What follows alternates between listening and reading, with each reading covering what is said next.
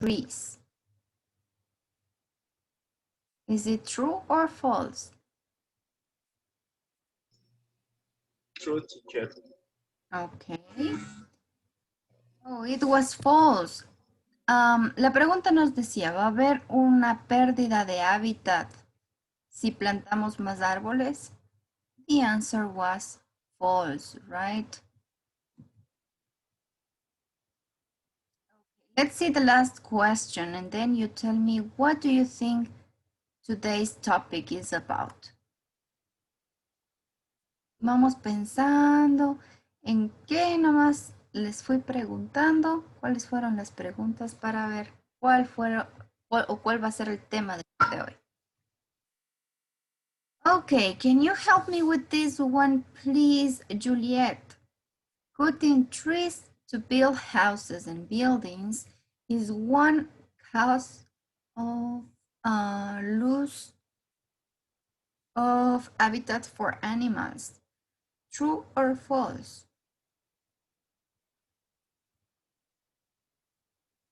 What do you think?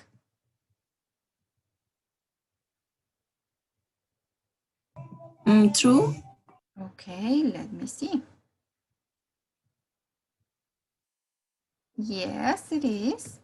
Cuando cortamos los árboles, ¿no es cierto? Podemos perder o dañar el hábitat de ciertos animales. For example, I saw a news this week that some people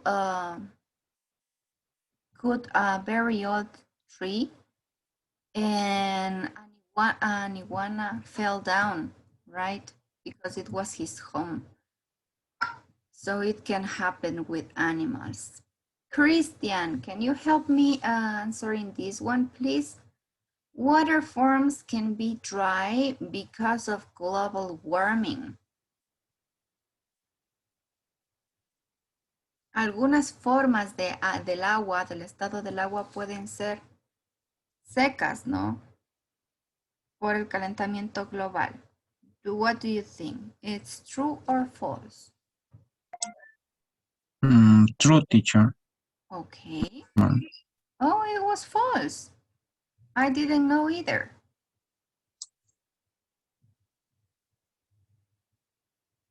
Es decir, que no podemos encontrar agua seca o todavía por el calentamiento global. Okay, let's answer just one more question and then we're done, okay? Let's see.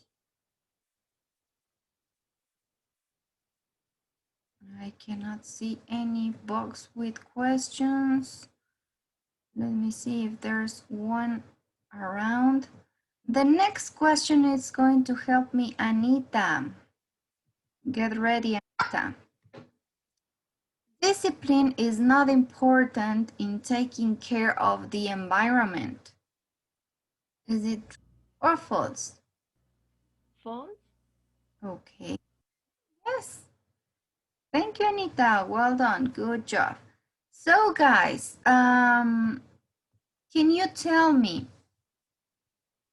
what do you think is today's topic or what are we going to talk about today?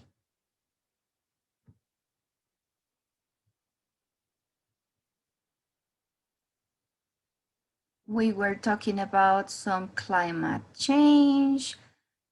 We were discussing a little bit about the environment. So what do you think it's going to be this unit about?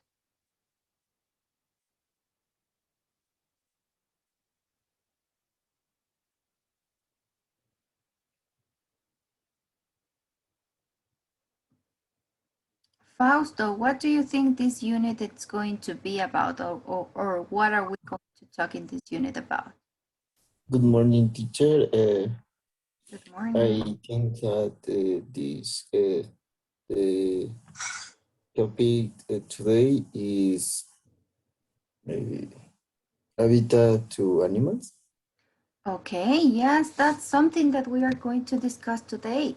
We're going to talk about a little bit about animals and you're going to know some words that can be helpful in order to express or to describe some environmental issues, okay? We're going to talk about some environmental issues. It is related with nature, animals, and their habitats, okay? Vamos a hablar entonces de un poco de los problemas ambientales también. Okay, guys. Now, what I want you to do is the next thing. Here on the screen, you can see one person and an animal, right? What are we going to do now, guys? Imagine that you are the guy who is standing there in the picture. Can you tell me how would you feel? Or what would you do? Maybe, do you know which animal is the one who is next to this guy? Think about that. Think about what would you do if you were the one in the picture. Okay. Christian, can you tell me what would you do if you were the one in the picture? In I do any nada Anything? any because is animal se ve tranquilo. I see is Quiet. quiet. Mm-hmm. I take a Quiet. picture. Le tomaría foto. A picture, okay. But would you feel maybe nervous? Or how would you feel, Christian? And I am nervous a few because this is a Howard cricket. Okay, it's a jaguar. So feel a little bit nervous. Yes. But it's very quiet. Mm-hmm. Yes, it seems to be quiet because it's like smelling the guy, right? It's like smelling the guy. Mm-hmm. Thank you, Christian. Let's see, how would you feel, Angie? Angie Diaz, how would you feel if you were in this man's position? I will be very nervous Okay. because it is a wild animal salvaje. Mm-hmm. It's a wild animal, yes. And what would you do? Would you run or would you stay? Would you run? Okay, you would run. Okay. Do you know what animal is this?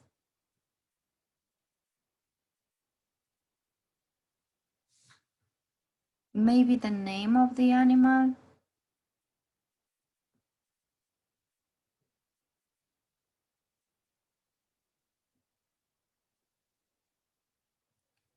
Okay, let me ask just one more student and then we pass to the next question. Tell me, Priscilla, can you tell me, what would you do or how would you feel if you were this guy in the picture?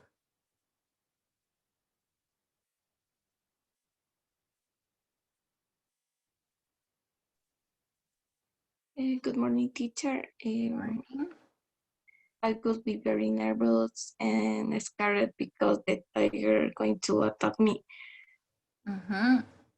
And I could keep it silent and without move. Without any move, yes.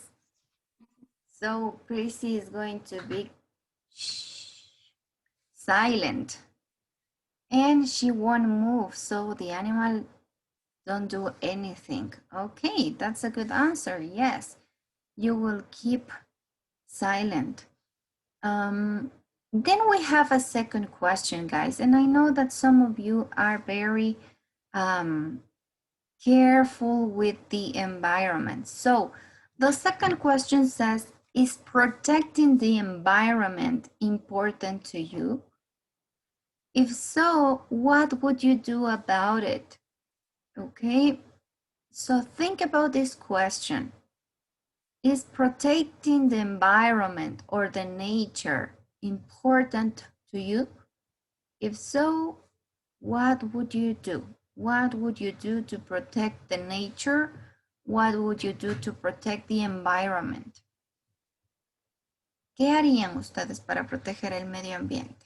Okay, so think about your answers, and I'm going to ask this time to Jocelyn. Jocelyn, what would you do in order to protect the environment?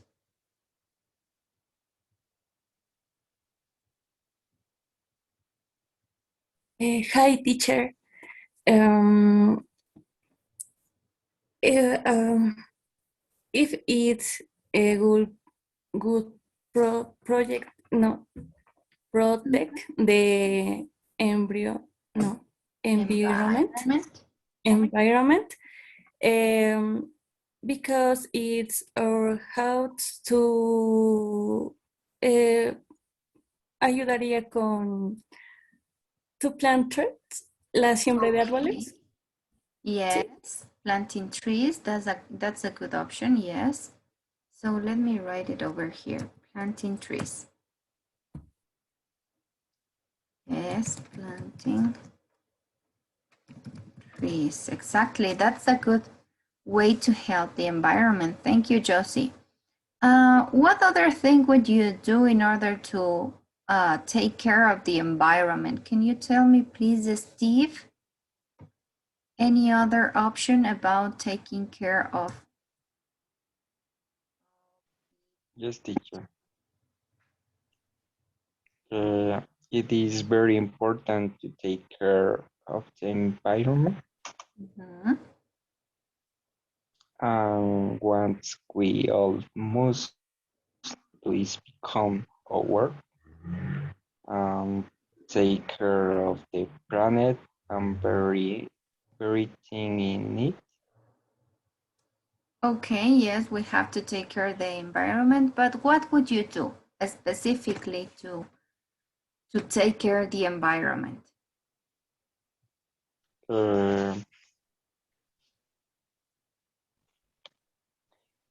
Recycle. Okay, recycle. What would you recycle, Steve? Which materials? The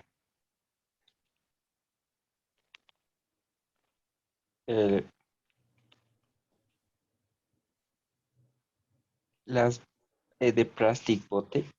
Exactly. Plastic bottles.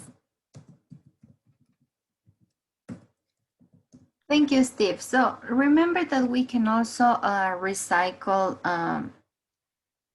paper. We can recycle also glass, paper, some organic also trash. So it's a good idea also to recycle. Thank you, Steve. What about you? Can you tell me what would you do, Kathy, in order to protect the nature or the environment?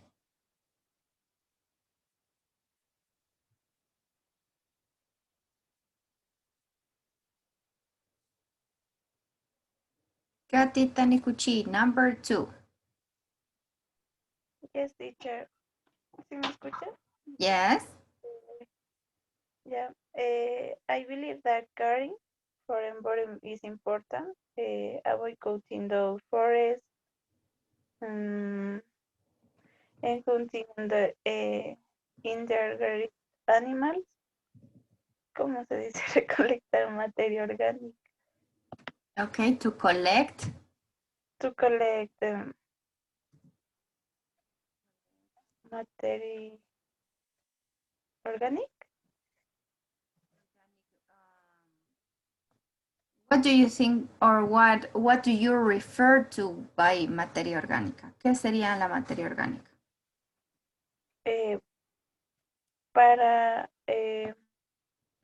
evitar la tala de bosques y eso, o sea, recolectar todo lo que sea materia orgánica y evitar así la contaminación y volver a... Okay. a-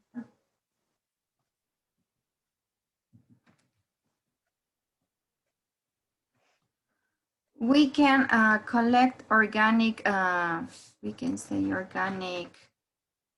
Let me find another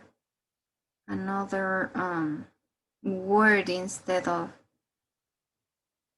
material.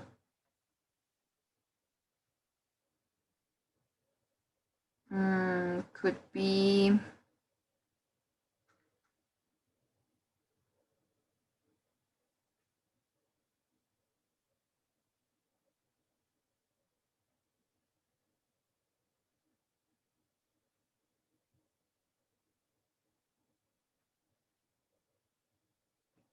okay, maybe it could be, yes. Don't cut forests. Instead of that, we can collect organic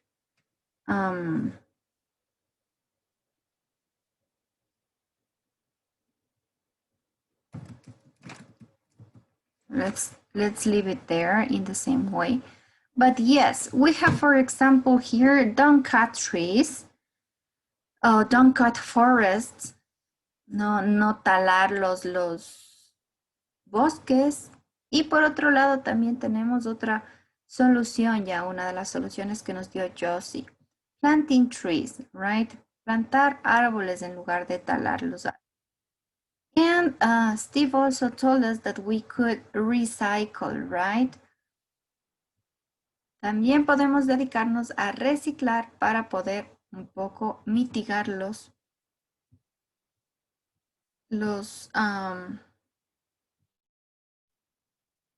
todos los problemas ambientales por los que estamos atravesando. Okay, guys. So now what are we going to do? You're going to help me to match some of these issues and solutions in the right columns. Okay, so let me share with you. I'm going to share the link with you and you're going to do it at home, okay? And then you're going to send me the screen so everybody can see how do you do with this game. Okay, so let me share with you the link and then you can play it, okay? Let me see. Can you see the link on the...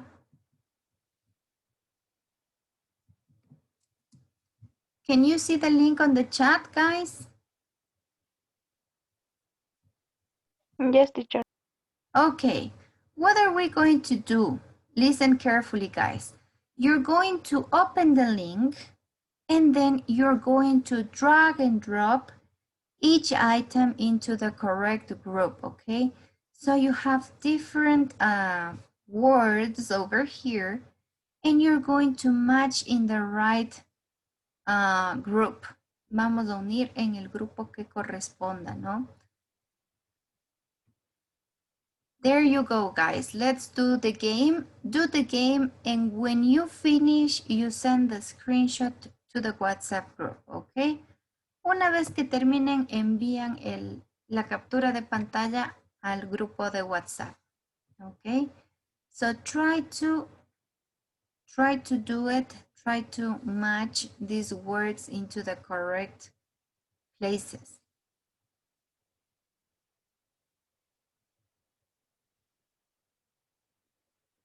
This time we're going to do it individually. Van a ser individualmente. Vamos entrando y vamos completando esta pequeña actividad. okay? I think it's going to take you no more than 2 or 3 minutes. What about a noun that means air, land, and water? Which word can we use instead of saying or referring to air, land, and water? The environment. Exactly. Thank you, Christian. So the environment, right? The environment. El medio ambiente. Si este sustantivo nos permite a nosotros hablar o engloba, más bien dicho, el aire, la tierra y el agua. El medio ambiente. Okay, what verbs can we use in order to talk about solutions about the environment? Which verbs can we use? Protect. Okay, protect, yes. Prevent. Prevent, perfect. Safe. And safe, exactly. Yes, we Cycle. is safe, Yes, exactly. So we have 3 verbs we can use in order to talk about solutions. Maybe you can say, I can save, for example, endangered animals. I can protect the water and maybe the plants. And I can prevent pollution by recycling, for example. Now, which verb can mean destroyed or hurt? Which verb do you think you can use instead of saying destroyed or hurt?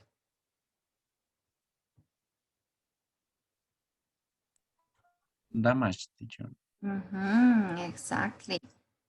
Damaged, algo dañado, ¿no?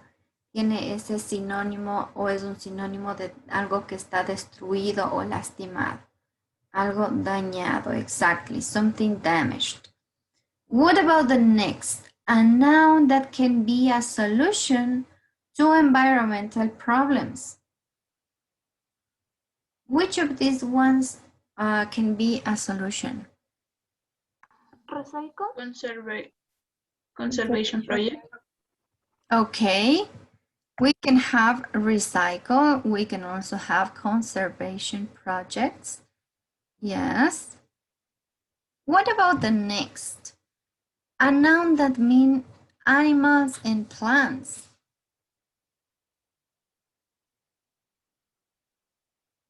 Wildlife. Yes, exactly. Wildlife. Se refiere a los animales o a la vida, en este caso, bueno, vida silvestre sería, que engloba animales y plantas, exactly. Wildlife o la vida silvestre.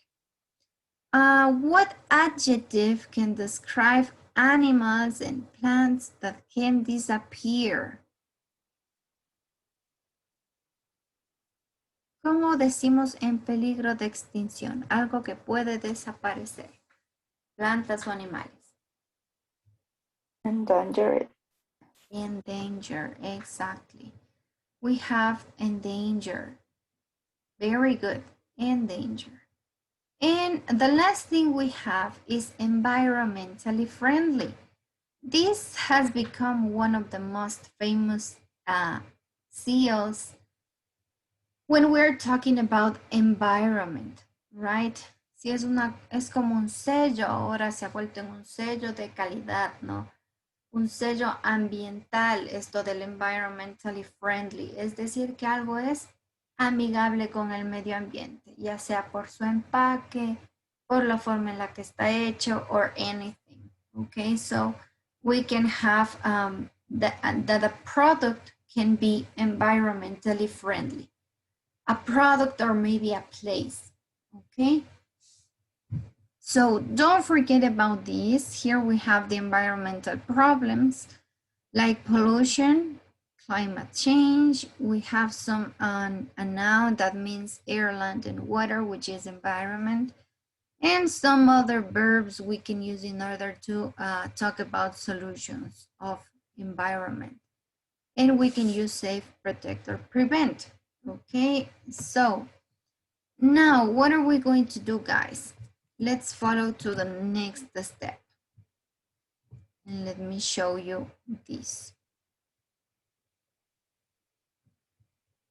Here I have some words. Can you see the screen? I have new words right here. And I'm going to ask you to help me matching these new words with the meanings, okay? So first we have a meaning. The first meaning, can you help me reading and matching number one, please?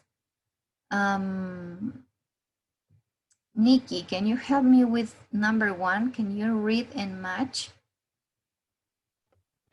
Were found in nature and not made by people.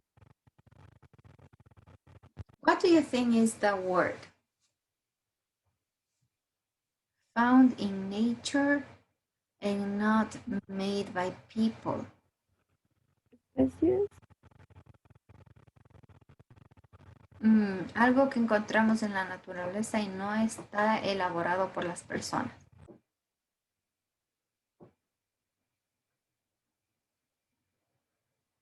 What do you think?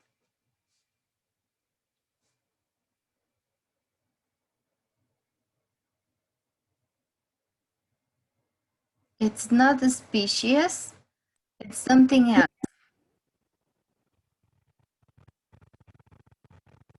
Creature. Natural. Natural, okay, that's right. Thank you, Jimmy. Something that you can find in nature and it's not made by man, obviously, is something natural, yes. Because it hasn't been modified by man. What about number two? Can you help me with number two, reading and matching as well, please, Gabby?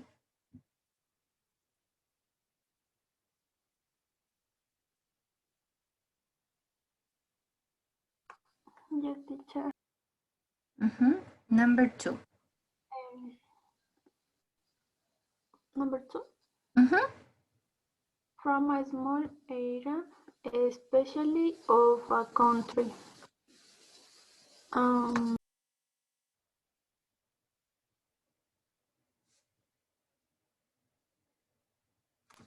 Local, teacher. Local, exactly.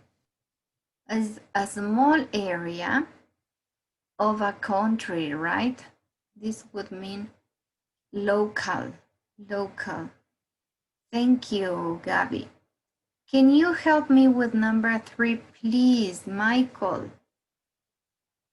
Michael Israel, help me matching number three and reading as well.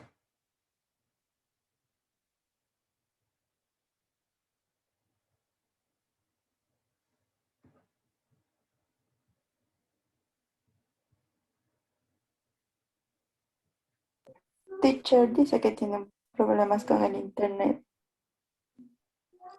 Okay, then can you help me, Jennifer, please, with number three? To control something so that it don't become bigger and destroy. No. Think so.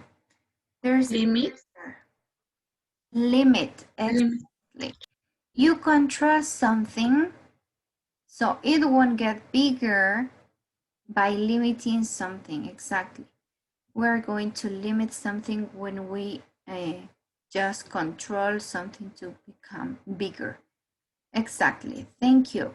Can you help me with number four, please, Michelle? Number four, a type of. A type of animal or plant.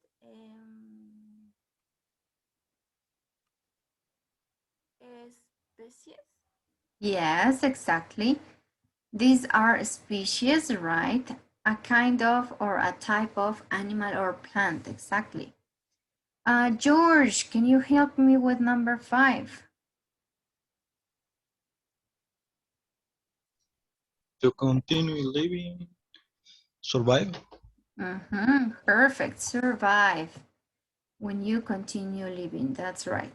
Let's move to number 6. Can you help me with number 6, please? This time I'm going to ask to Cynthia. Can you help me with this one, please? Number 6. To damage something supply that I can't be used, destroy. Perfect. Destroy, that's right. When we damage something so it's so bad that you can use it again. Okay. What about the next, number 7, please? Luisito, can you help me with number 7, please?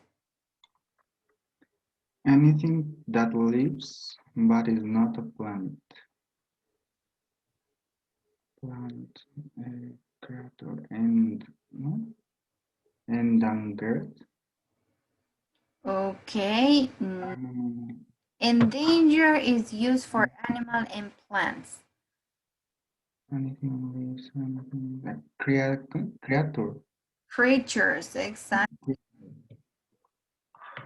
So anything that lives, todo lo que tiene vida, excepto por las plantas. A eso podemos llamarles criaturas, right? Creatures.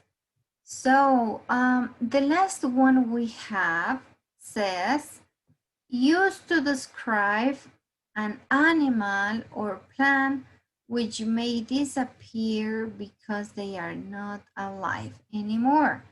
So number 8 would be endangered. No se olviden que la última significaría estar en peligro de extinción, ¿no? En peligro de desaparecer. Endanger.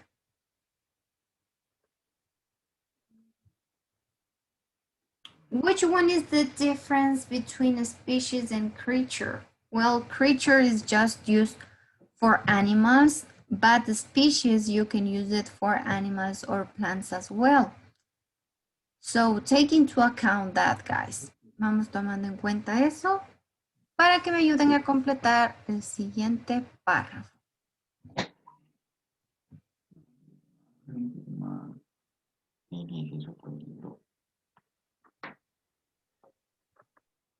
Okay, guys. Here we have a small paragraph, and I'm going to ask some of you to help me completing with the words that we have just seen before. Okay, can you help me completing this one, please, Saulo? This is my favorite animal. Can you complete the blank spaces, please?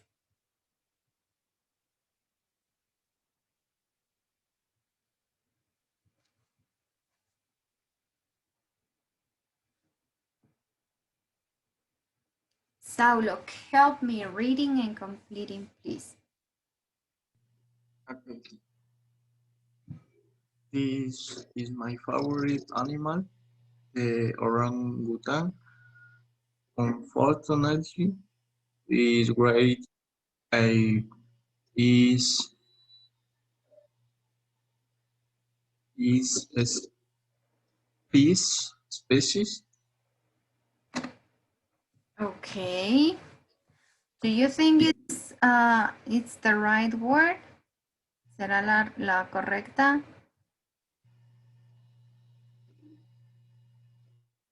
Endangered? Okay, could be in danger. Ojo, vamos a ver Saulo. ¿Qué nos dice esta pequeña parte?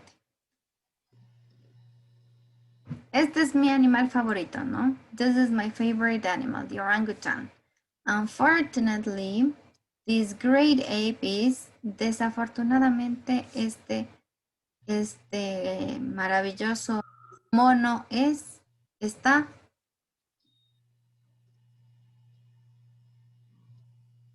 Por ahí alguien ya te sopló la respuesta.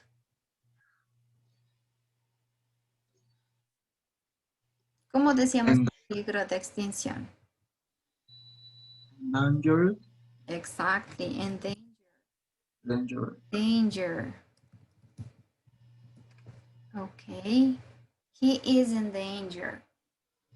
Can you continue, please?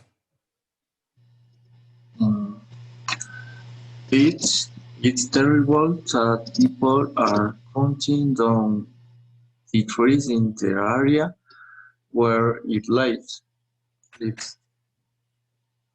If we're not careful, its home will be completely.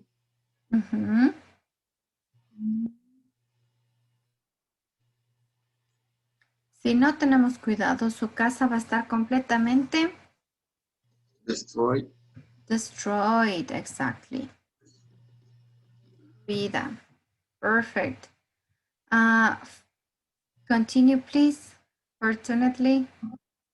Fortunately, there are several conservation projects working to save this beautiful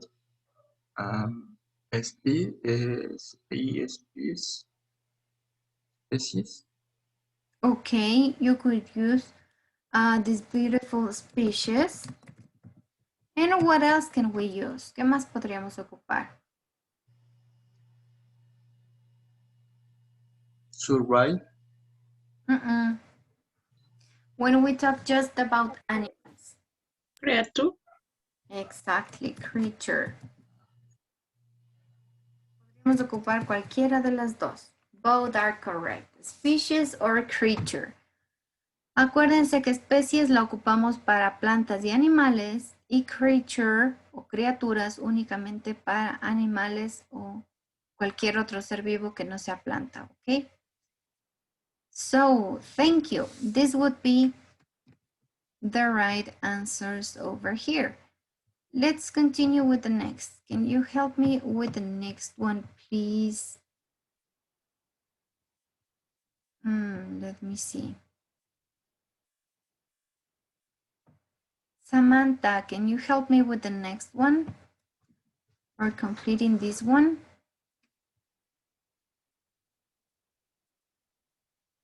The ice in the Arctic. Yeah, teacher. The ice in the Arctic is melt people say that the melting ice is natural. Exactly. It's natural. That la otra también. Yes, please. That human beings are not causing climate change, but we need to do something about it. Fast, the weather is getting stranger. Some seem in the many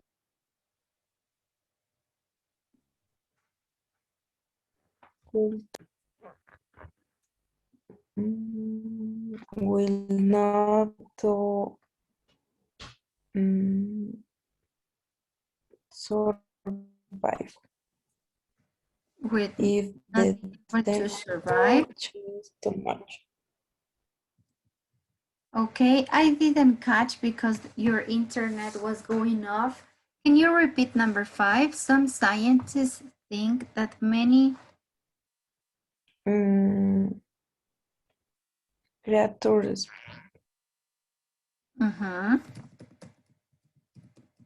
Very good.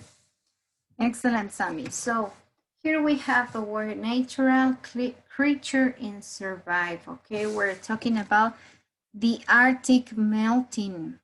En este caso aquí estaríamos hablando de cuando se derrite, ¿no? El derretimiento del Ártico. Y cómo puede poner en peligro a muchas criaturas, como los polar bears, right? Como los ositos polares. Okay, so let's see the last The last, here we have the last short paragraph. Can you help me reading? We just have to complete with 2 sentences this time. Lisette, can you help me with this one, please? Lisette Pineda. Yes, teacher. ¿Le leo?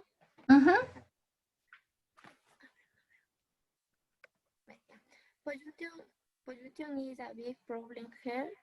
Their air is often like a dirty gray fog.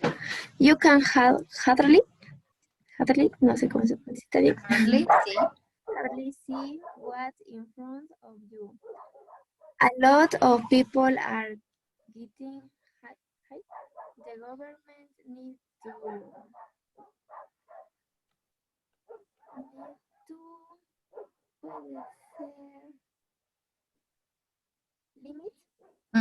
Exactly. Limit. The number of cars and factors, but we can't do anything without the support of the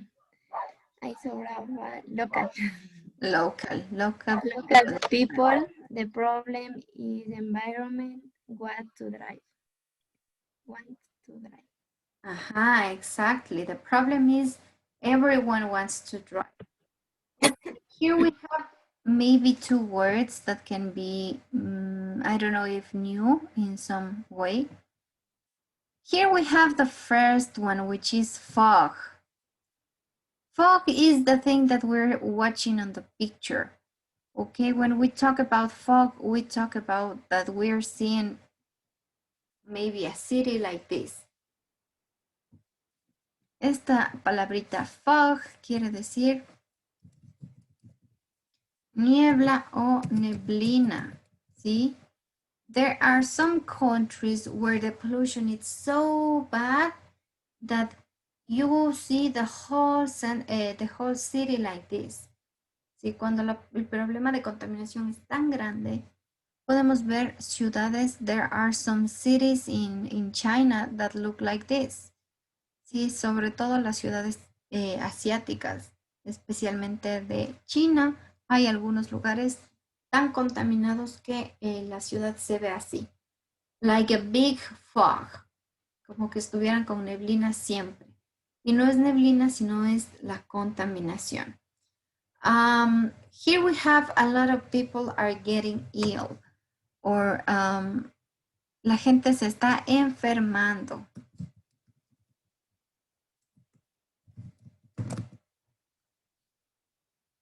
Okay, getting ill or getting sick. Cualquiera de las dos nos sirve para hablar de lo mismo. Sí, enfermarse, getting ill or getting sick. Okay, the government needs to limit the numbers of cars and factories. Aquí miren cómo nos habla. El gobierno trata de limitar, ¿no? Las empresas, las grandes fábricas y los carros. El problema es que todo el mundo wants to drive. Todo el mundo quiere manejar. That's why we have so many pollution problems. Por eso tenemos tantos problemas de contaminación, ¿no? So don't forget about these words, guys. Don't forget about these words. We're going to cover that later on. What do we have here? Pay attention to this. In these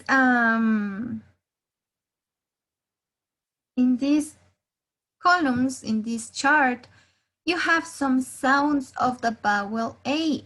Okay, you have some sounds of the vowel A.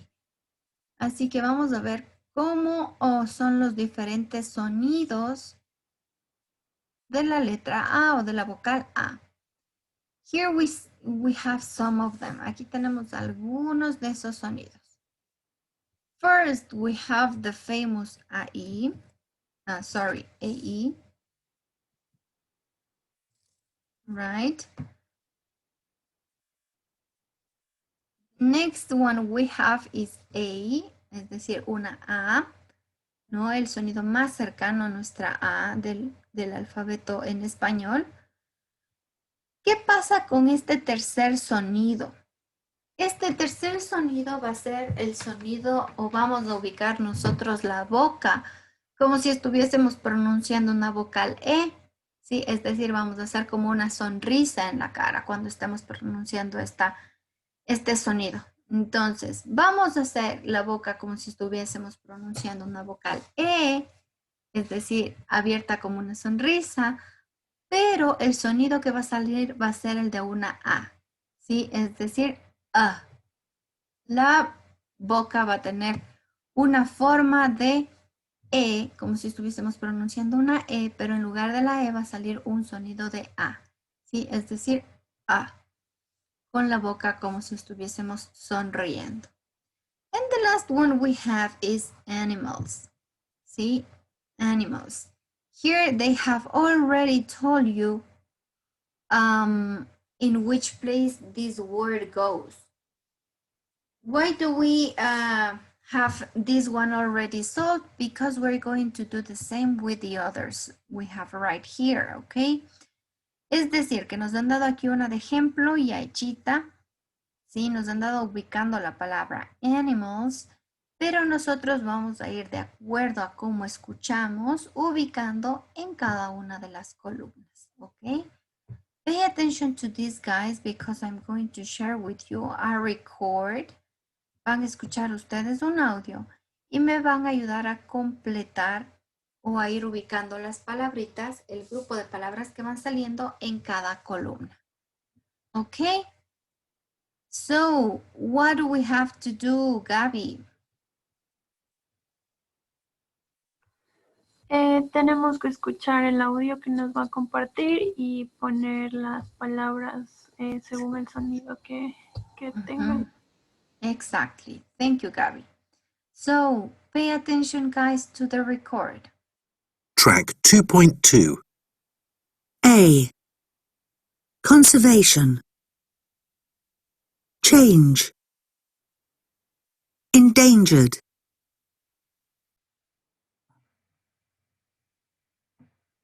So, in which group should I write these ones?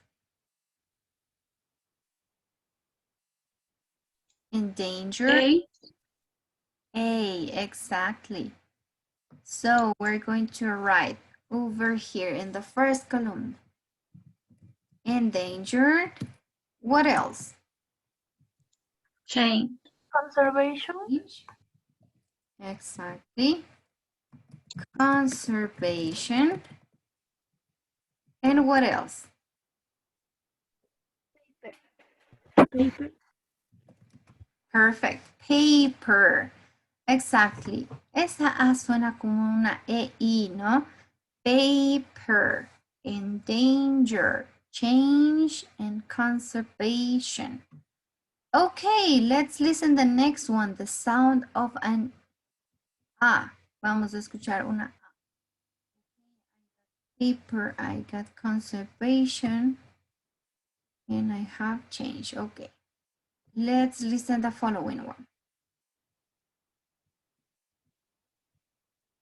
R. Glass. Plants. So, where do we use glass and plants?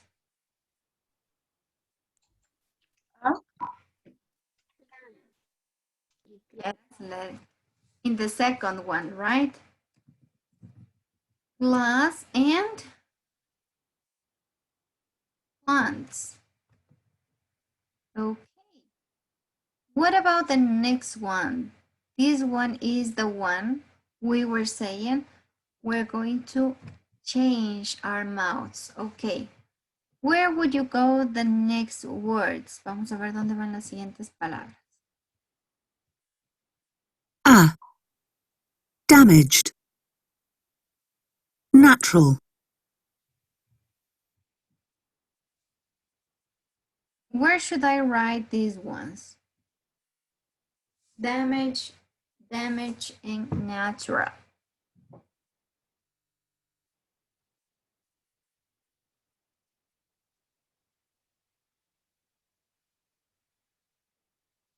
Is it in the third column or maybe in the last one?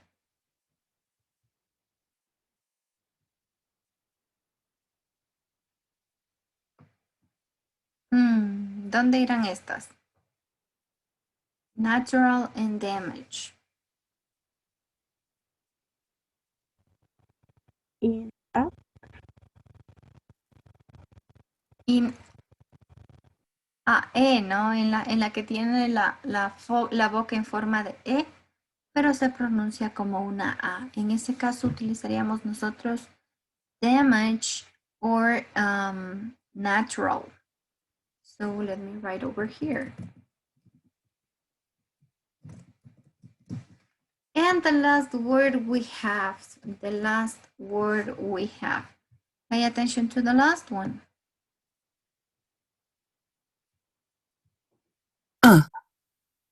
Animals. Climate.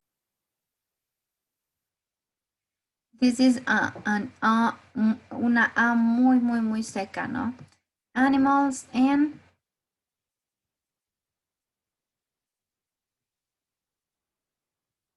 climate. Okay. Don't forget about the pronunciation of these words, specifically of the ones we have in the first column. Don't forget that it's an EI. Si no se olvidan del significado ni de la pronunciación, especialmente de las del primer grupo. Endanger, change, conservation, and paper, okay? Don't forget about this.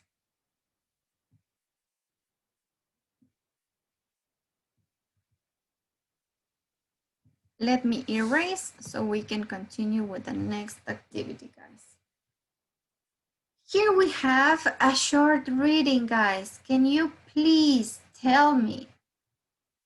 I'm going to ask one of you to help me reading this short paragraph. But the rest of you are going to help me with this, answering these questions. What does this organization do? ¿Qué hace esta organización? Who they give money to? ¿A quién dan dinero? How much money do they give?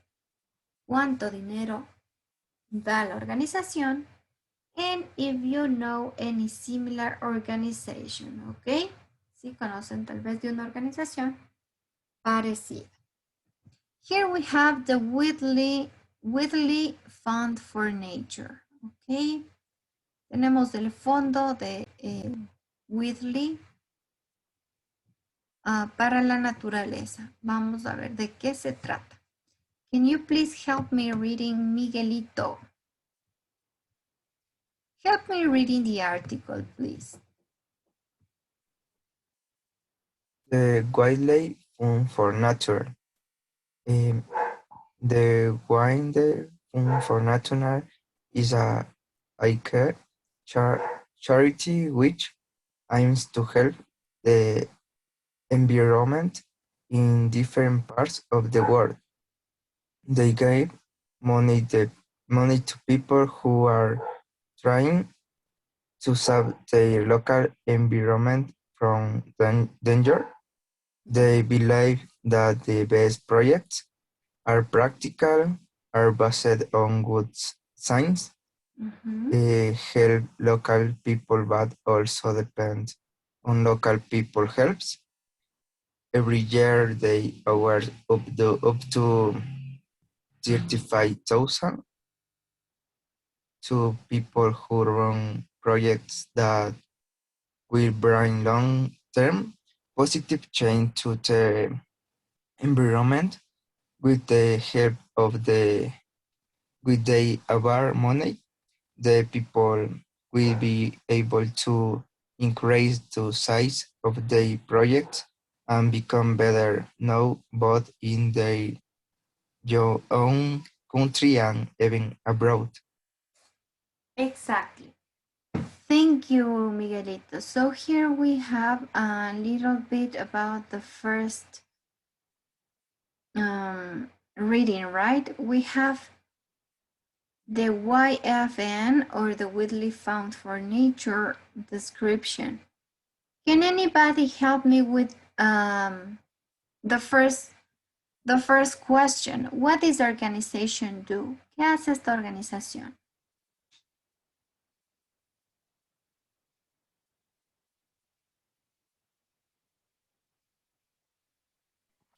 Help the environment, teacher.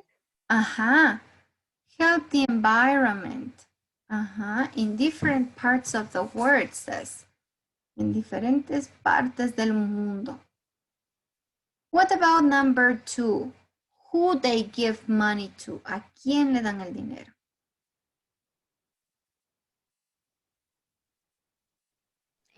They give money to people who are in the local. Exactly, they give people just for, they give money, sí, ellos regalan dinero, o dan el dinero, they give money to people who are trying to save their local environment. Solo las personas que tratan de salvar un poco su medio ambiente, ¿no? Y ojo que estamos hablando de la localidad. So they give money to people who are trying to save their local environment from danger. How much money do they receive? ¿Cuánto dinero reciben estas personas?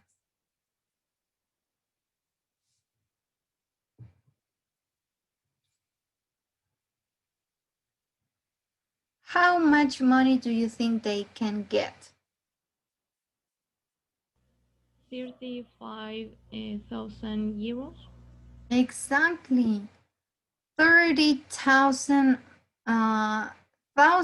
yes, 35,000, 35,000, right? 35,000 euros, not dollars, euros.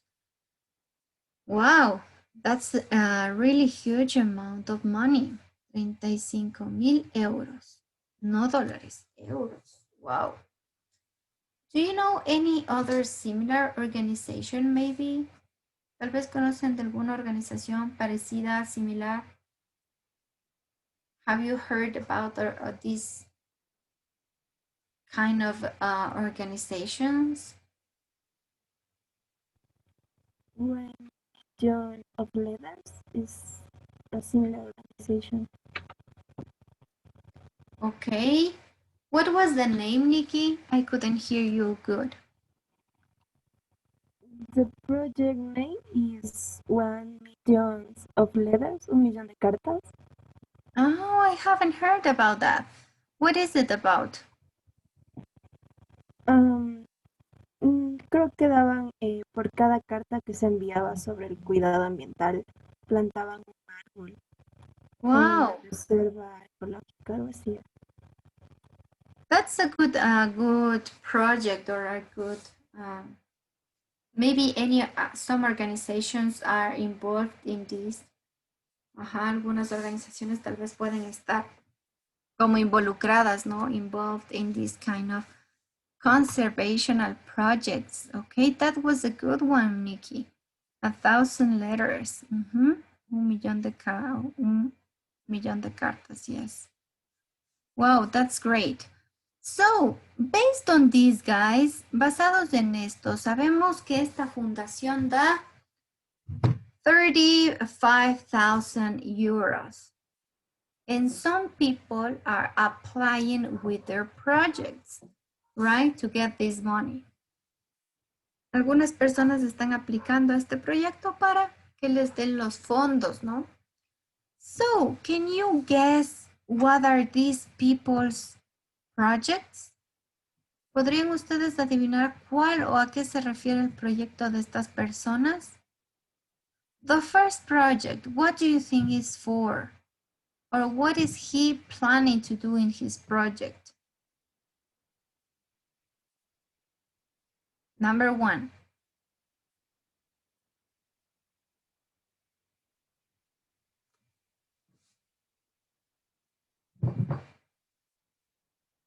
What What do you think is this guy's project? ¿De qué será o a qué se referirá el proyecto de este señor? Based on the animals you have on the circle.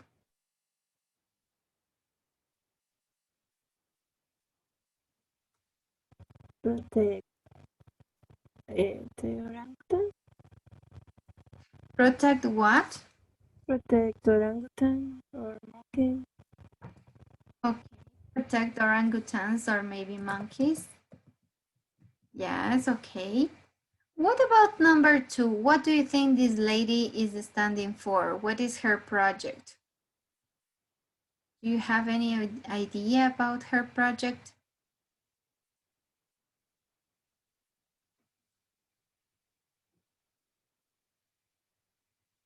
What do you think it could be?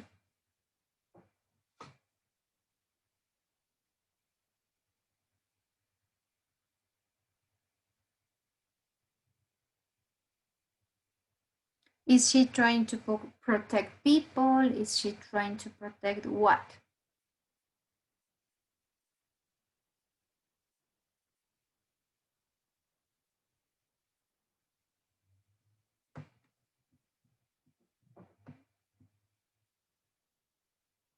Fausto, what do you think is she trying to protect?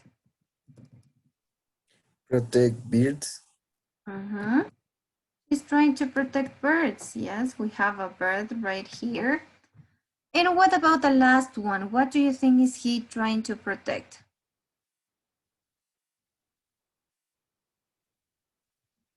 This guy on the last picture, what do you think is he is protecting?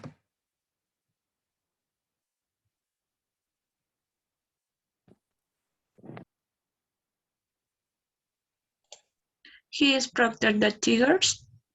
Okay, the tigers. We have a wild animal there. Okay.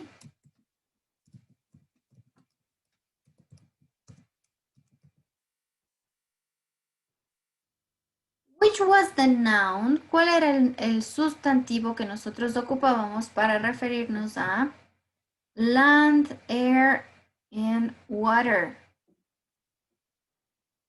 ¿Con qué palabrita nos referíamos como englobando al aire, la tierra y el agua?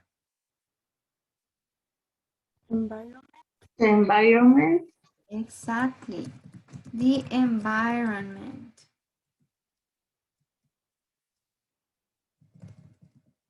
The environment. So maybe he's trying to protect tigers and the environment. Exactly. Thank you guys. Be very careful with that.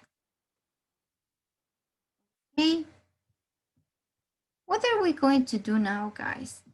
You're going to, as this reading is very extensive, I'm going just to move to the next part, which is going to be a listening part, okay?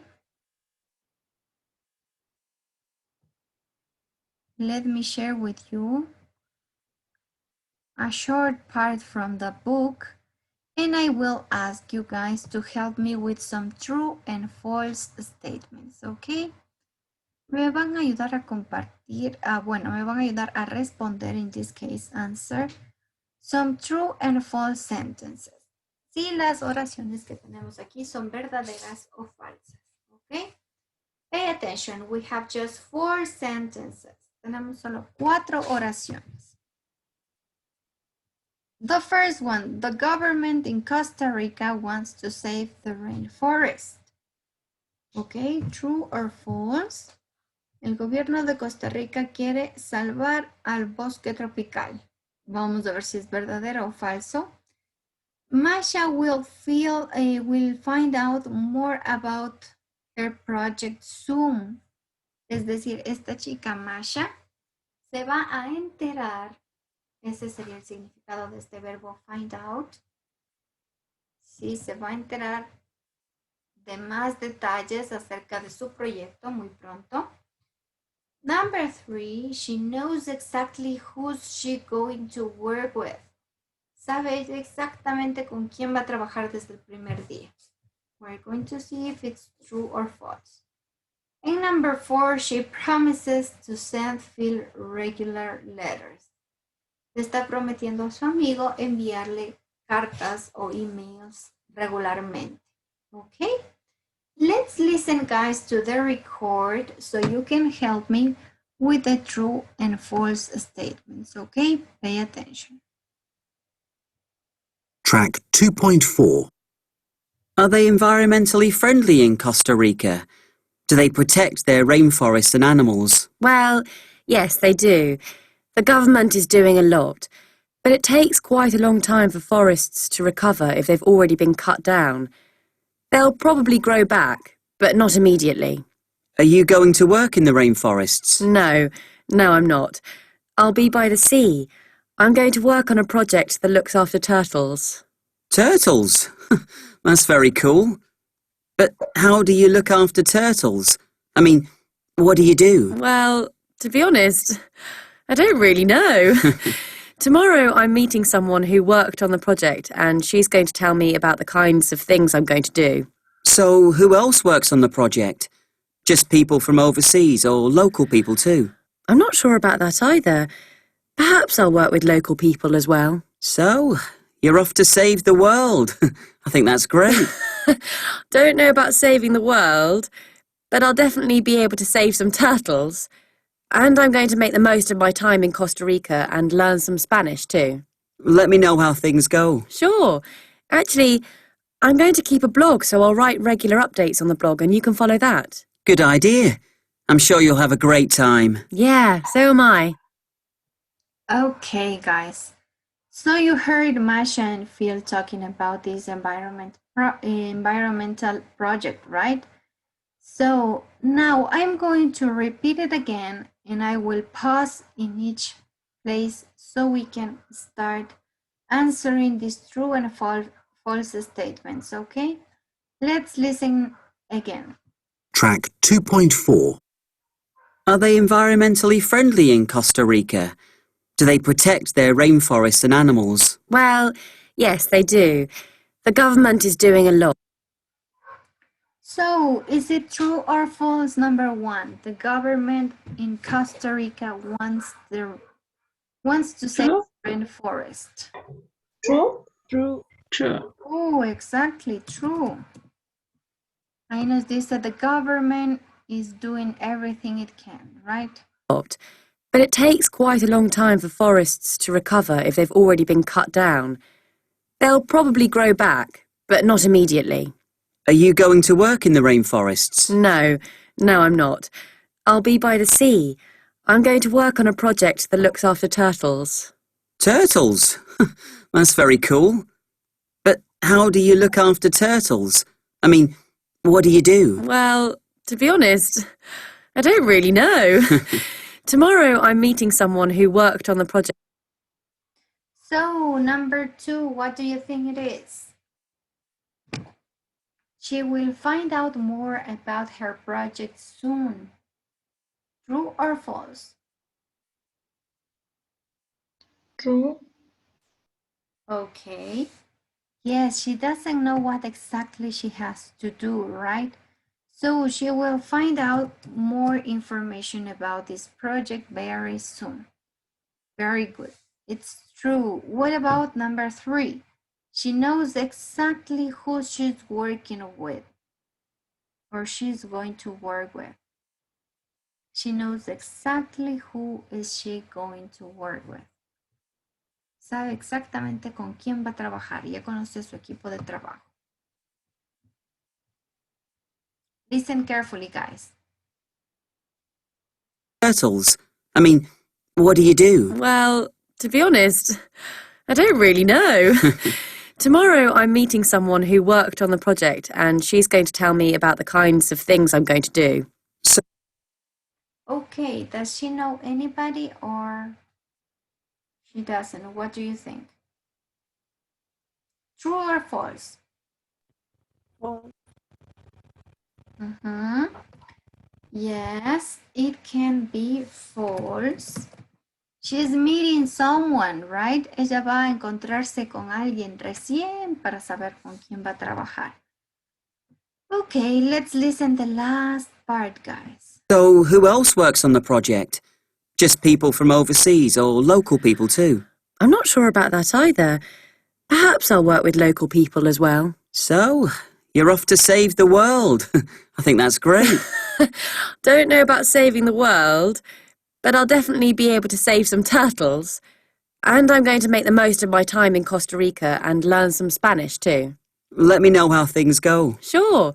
Actually, I'm going to keep a blog, so I'll write regular updates on the blog and you can follow that. Good idea. I'm sure you'll have a great time. Yeah, so am I.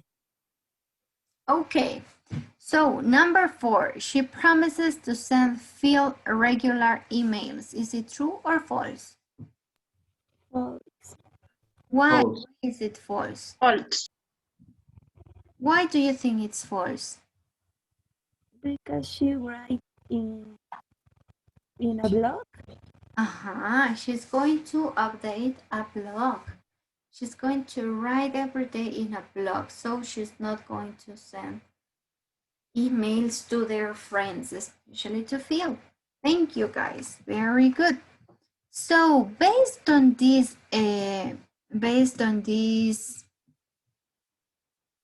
listening, based on this record, you're going to work in groups now. Okay? Vamos a trabajar en grupos esta vez. What are we going to do? ¿Qué vamos a hacer? You're going to answer some questions, okay? Some rules according to these sentences. Van a haber 2 oraciones. 2 sentences that you will have to analyze. 2 oraciones que analizar, chicos. ¿Qué vamos a hacer? You are going to work in groups. ¿Sí? Van a trabajar en grupos. And you're going to read the sentences. And you're going to complete the rules, okay? Sorry, you have 4 sentences this time, not 2. Let me project you. Yes, you're seeing the Google form. Okay, this is what you're going to do. We have done this previously, so you know how does it work. You're going to read these 4 first sentences over here. And according to these 4 sentences, you're going to answer the next questions, okay? For example, we have in question number 1, which sentence talks about an intention in the future or a future plan and why? Ok, vamos a ir escogiendo la respuesta correcta y luego ustedes me comentan cómo les va. Remember that you can share your screens when you're working in groups. Sí, acuérdense que pueden ustedes también compartir la pantalla cuando trabajan en grupo. Okay, so let me create your groups. Vamos a ver cuántos grupos salen. You're going to be, I think,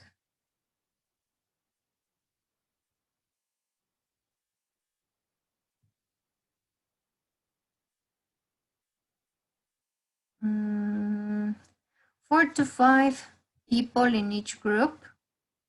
Okay. Can you tell me, please, Sammy, what do you have to do? ¿Qué debemos hacer?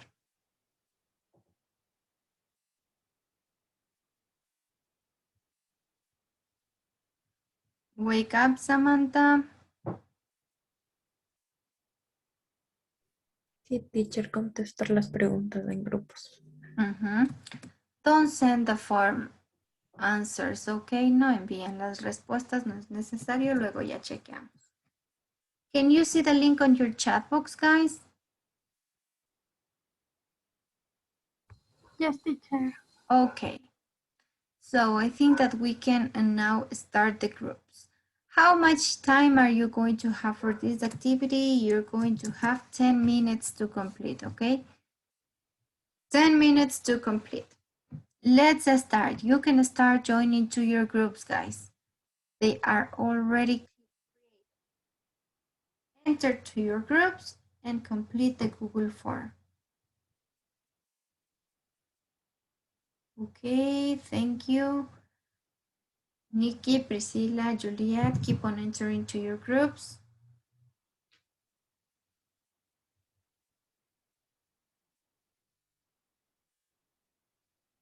Okay, Steve is missing in that group.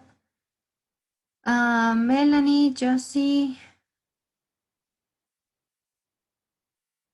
Miguel, Israel, vayan ingresando al grupo. Josie, Melanie, Steve.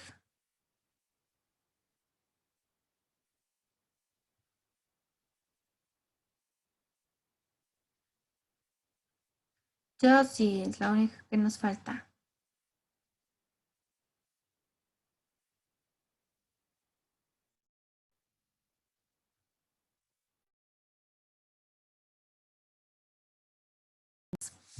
Everybody has just come back from their groups. And as you were talking in your group, some of you finished earlier, you did it very fast. We're going to review and see if you catch or you got all the right answers, okay? So here we have 4 sentences. It takes quite a long time for Forrest to recover. They will probably get better, but not immediately. Then we have sentence number 2. Tomorrow, I'm meeting someone who worked on the project. Number 3, I'm going to make the most of my time in Costa Rica and learn some Spanish too. Okay, and number 4, I'll write regular updates on the blog, and you can follow that. Okay, so can anybody tell me of group, let me see. Anybody, okay, let's do it a little bit faster. Anybody, which is the answer for question number 1? Which sentence talks about an intention or our future plan and why? ¿Cuál será la respuesta de la número 1?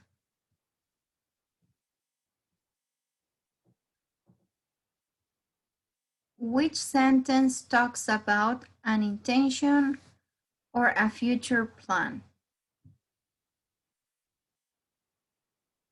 Juliet, can you help me with number 1, please? Sentence 2. Sentence number 2. Tomorrow, no? Tomorrow I'm meeting someone who worked on the project. Estamos hablando de un plan a futuro. Mañana me voy a encontrar con alguien que trabaja en el proyecto. Exactly. Thank you, Juliet. Let's continue with number 2. Which sentence makes a prediction about the future?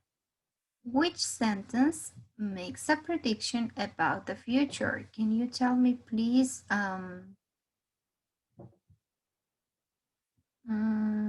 Bibi, I haven't heard you. Bibi Montalvo, number 2.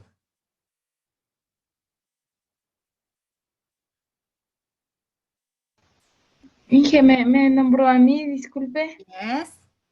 Es que entró mi hermano chiquito y me interrumpió. A ver. Of number 2. Ya. Esa le pusimos en la predicción. Creo que era la 3. Okay, sentence number 3. Vamos a ver qué dice la sentence number 3. I'm going to make the most of my time in Costa Rica and learn some Spanish too.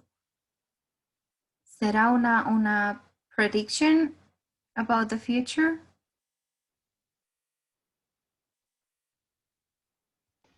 No, teacher, disculpe, le pusimos la 2 ahí.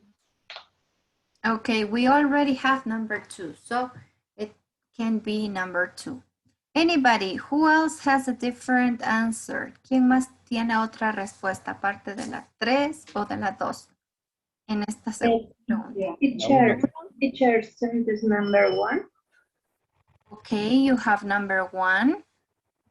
Why, Nikki? Why do you think it's number 1?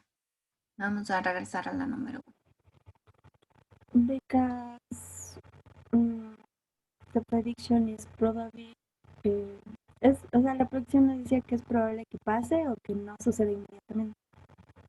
Okay. Ustedes se guiaron por la palabra probably, ¿no? Okay. Sí. You have so sentence number 1. Anybody else? Who else chose a different option?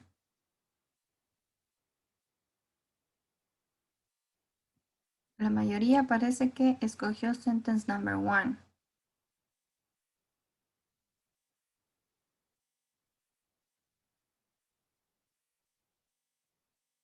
Okay. You're going to see the right option, okay, guys? Pay attention. The right option or the right sentence, which is talking about a prediction about the future, is really sentence number 4, not sentence number 3 or number 1. I know that in some cases you can get confused by the use of words such as probably. Si a veces nos juegan la psicológica con palabras como estas. Probably. But the real answer or the real sentence, which is talking about the future, a prediction, would be I write regular updates on the blog.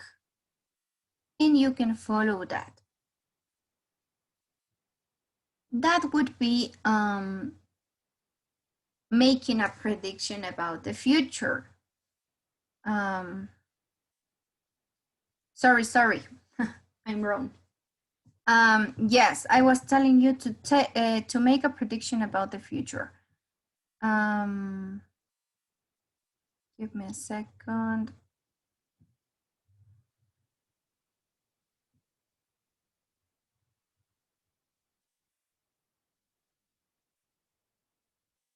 Yes. No. I told you wrong. Yo les estaba diciendo, yo me equivoqué esta vez. Yes, you're right. Probably is the right answer over here. Entonces, como les dice, probablemente puede mejorar. Es decir, el bosque puede recuperarse probablemente, pero no de forma inmediata, no, but not immediately. Yes, you were right, guys. So, sentence number 1 is talking about a future prediction.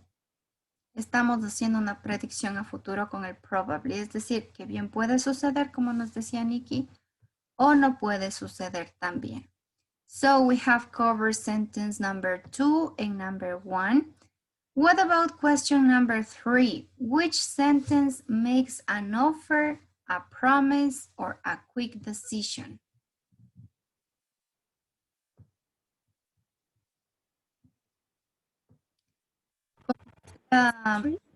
Exactly. Now we're moving to offering, promises, or decisions.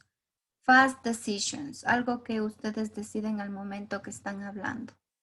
¿Cuál de las 3 oraciones creen que se puede referir a un ofrecimiento, tal vez, una decisión de última hora? Sentence 4.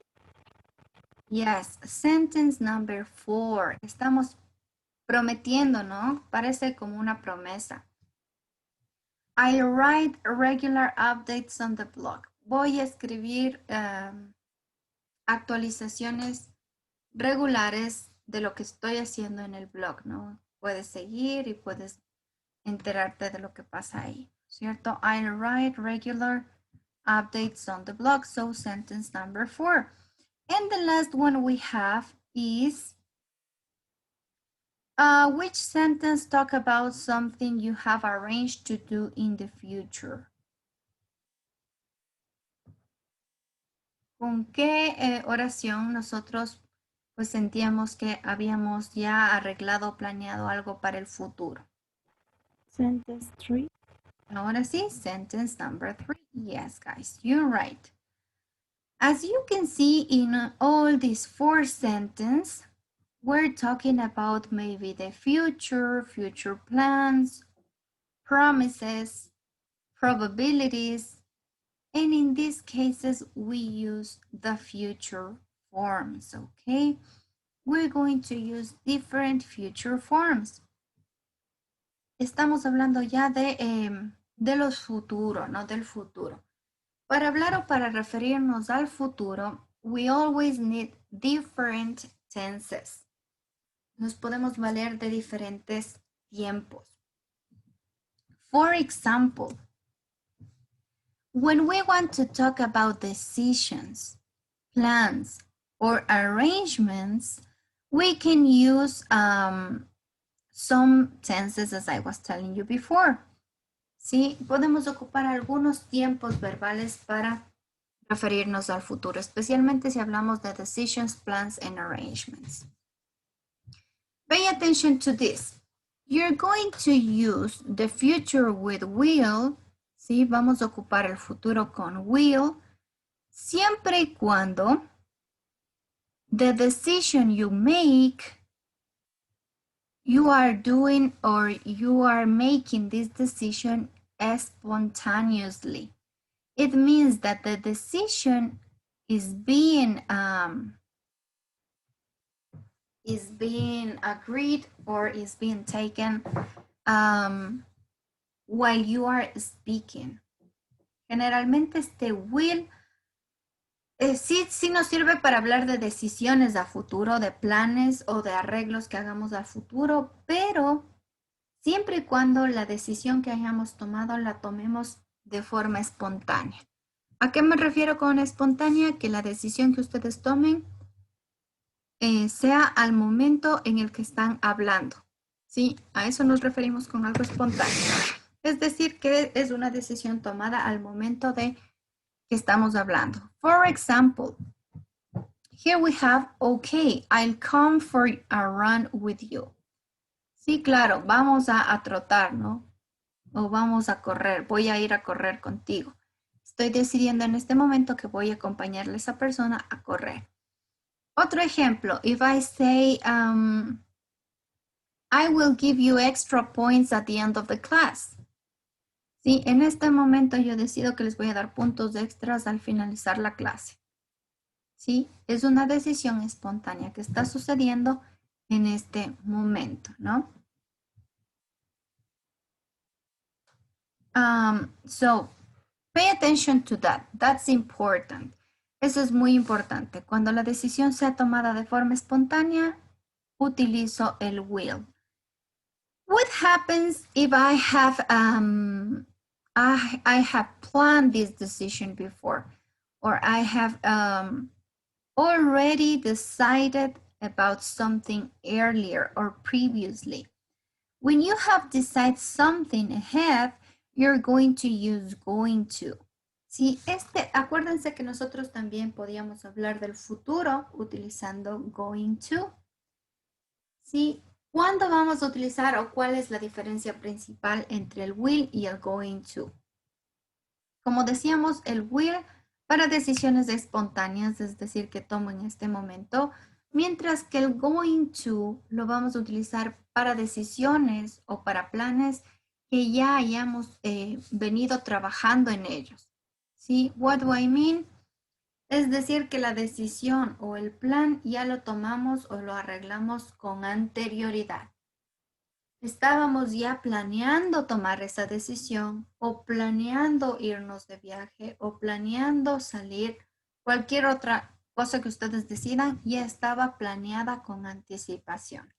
Okay, so the decisions were made earlier, okay? That's the difference between both. Esa sería una de las diferencias principales entre will y going to. El uno lo ocupamos para decisiones espontáneas y el otro para decisiones que las hemos planificado. See, we're not going to stay at that hotel again. ¿Sí? No nos vamos a volver a hospedar en ese hotel nunca más. ¿Sí? Tal vez tuvimos una mala experiencia, entonces ya con anticipación sabemos que no vamos a volver a ese mismo lugar. Okay? So, there's also another way you can talk about the future. ¿Sí? Hay otra forma también de referirnos al futuro. Y estoy hablando del present continuous. El presente continuo. Pero ya no solo con el going to, sino con cualquier otro verbo. Es decir, she's traveling, she's going, she's meeting, she's having. ¿Sí? Con cualquier otro verbo nos permite hablar también de, sobre todo de citas o de cualquier plan que tenemos en un futuro muy cercano, siempre y cuando nosotros hablemos de una persona que está involucrada en ese plan, del lugar al que está involucrado, es decir, al lugar al que van a ir o que visitaron o que van a visitar, y la fecha, ¿no? El tiempo específico en donde va a suceder esta acción. So, we use the present continuous to talk about the arrangements. Arrangements means fixed plans. ¿Sí? Estos arrangements significan los planes, hacer planes, ¿no? En un futuro muy cercano. Usually involving other people, specific times and places. So, for example, here we have, she's traveling to Central America on Sunday. Ella va a viajar a Centroamérica el domingo. Estamos hablando de un futuro muy cercano. Estamos especificando un lugar al que vamos a ir. Y en este caso nosotros podemos pues ocupar un present continuous para hablar del futuro. Okay, so pay attention to these possibilities of talking about decisions, plans, or arrangements. Mucho ojo al uso de estas formas del futuro. Basically, we are remembering what we have already saw, right? Básicamente estamos ya recordando un poco de lo que ya habíamos visto antes. En niveles anteriores, obviously. So, we can also use these future forms. Ojo que también podemos hablar o usar estas future forms for other things. Okay, we can use these future forms when we want to talk about offerings, promises, or suggestions. Cuando vamos a ofrecer algo, prometer algo o sugerir algo, we can use the future form will. Sí, en estos casos sí vamos a ocupar will, ya sea para ofrecimientos, promesas o sugerencias. Okay, for example, here we have, I'll help you if you like. Te ayudo si es que quieres, ¿no es cierto? Te ayudo. Estamos ofreciéndonos a hacer algo. Or I'll always be here when you need me. It's a promise, right? Estamos prometiendo algo. Yo siempre voy a estar aquí cuando me necesites, ¿no es cierto? Es una promesa. Ojo, cuando ustedes se ofrecen a algo o cuando sugieren algo, también podrían ocupar esta forma de futuro. No sé si la revisaron con algún profe en el segundo nivel, segundo o tercer nivel, but we can also use the form of shall.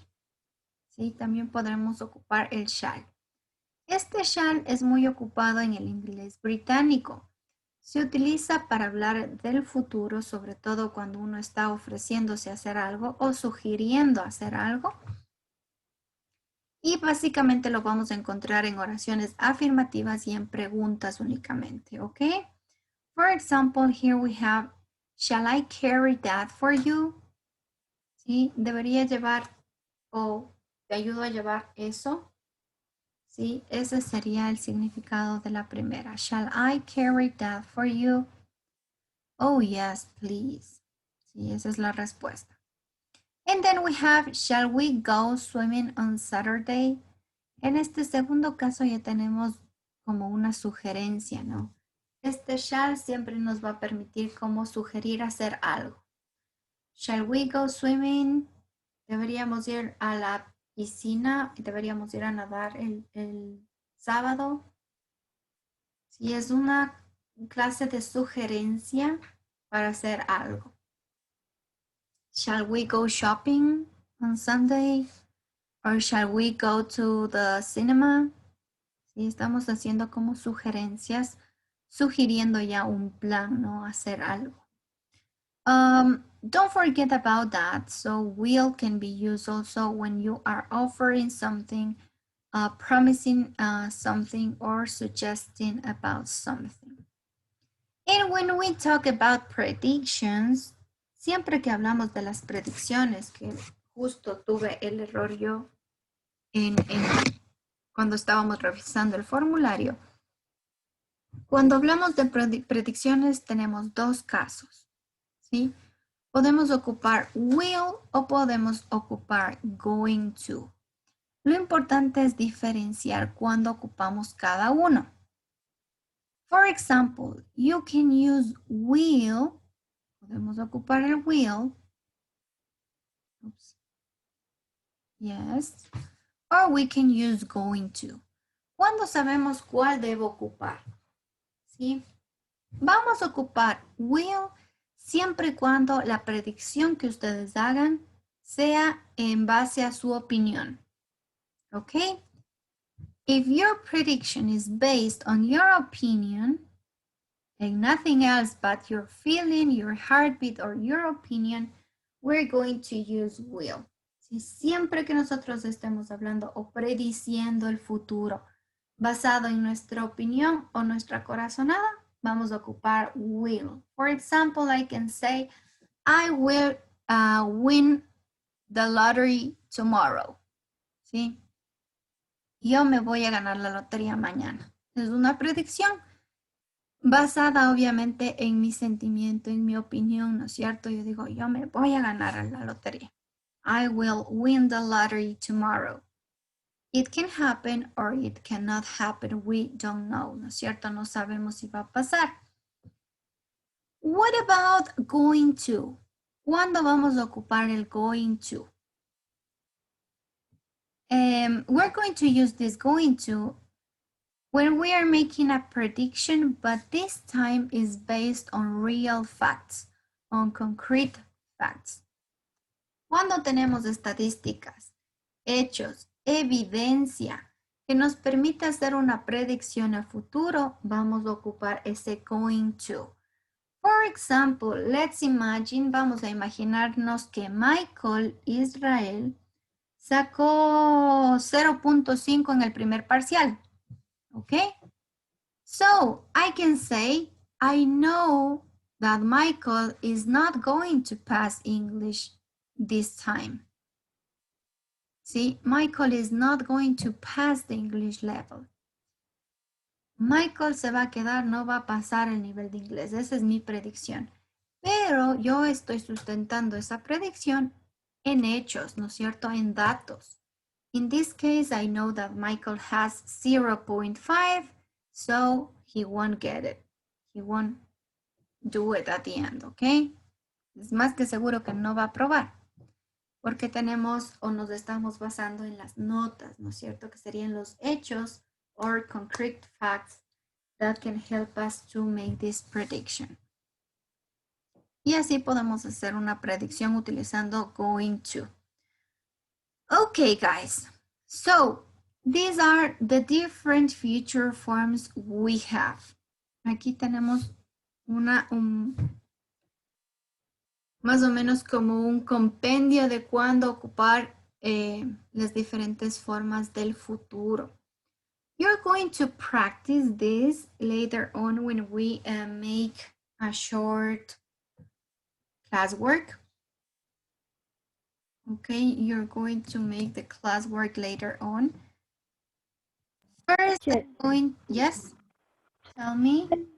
Y en caso de que sea una oración como la primera que nos puso que tenía la palabra probably, Eso pertenece, se puede presentar en will o en going to y cambiaría algo.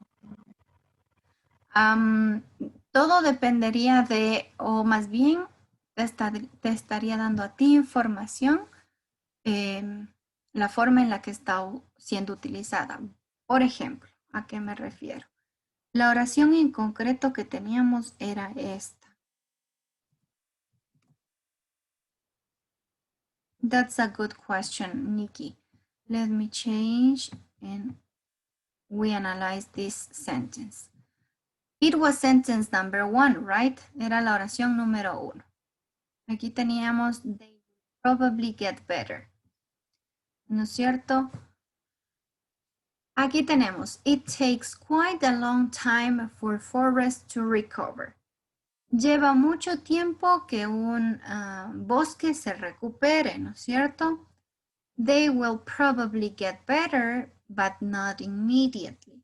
Probablemente pueden mejorar, pero no inmediatamente. En este caso ya nos está diciendo que solo la opinión de la persona que está hablando. Esta persona no está basando su predicción tal vez en un artículo, ¿no es cierto? ¿Cómo podríamos ocupar o cómo podría ir aquí el going to hablando de una predicción? Si, por ejemplo, en la parte anterior a esta oración tuviésemos it takes 100 years for a forest to recover. ¿Sí? Le toma 100 años a un bosque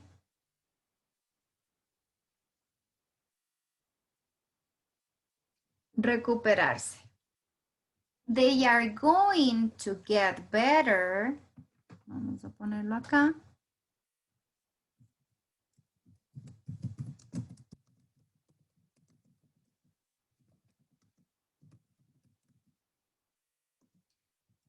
But not immediately, ¿no es cierto? Y seguiría lo demás. Mira, aquí ya tenemos un hecho o algo concreto que nos está, en lo que nos estamos basando para la predicción. En este caso, tomaría 100 años para que un bosque se recupere y ellos se van a ir recuperando, pero no inmediatamente.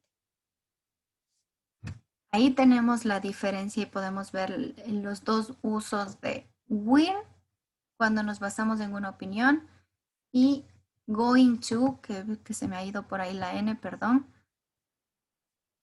Going to, cuando hablamos o nos basamos en un hecho concreto. Is it a little bit more clear, Nikki? Ahí está, claro, teacher, gracias.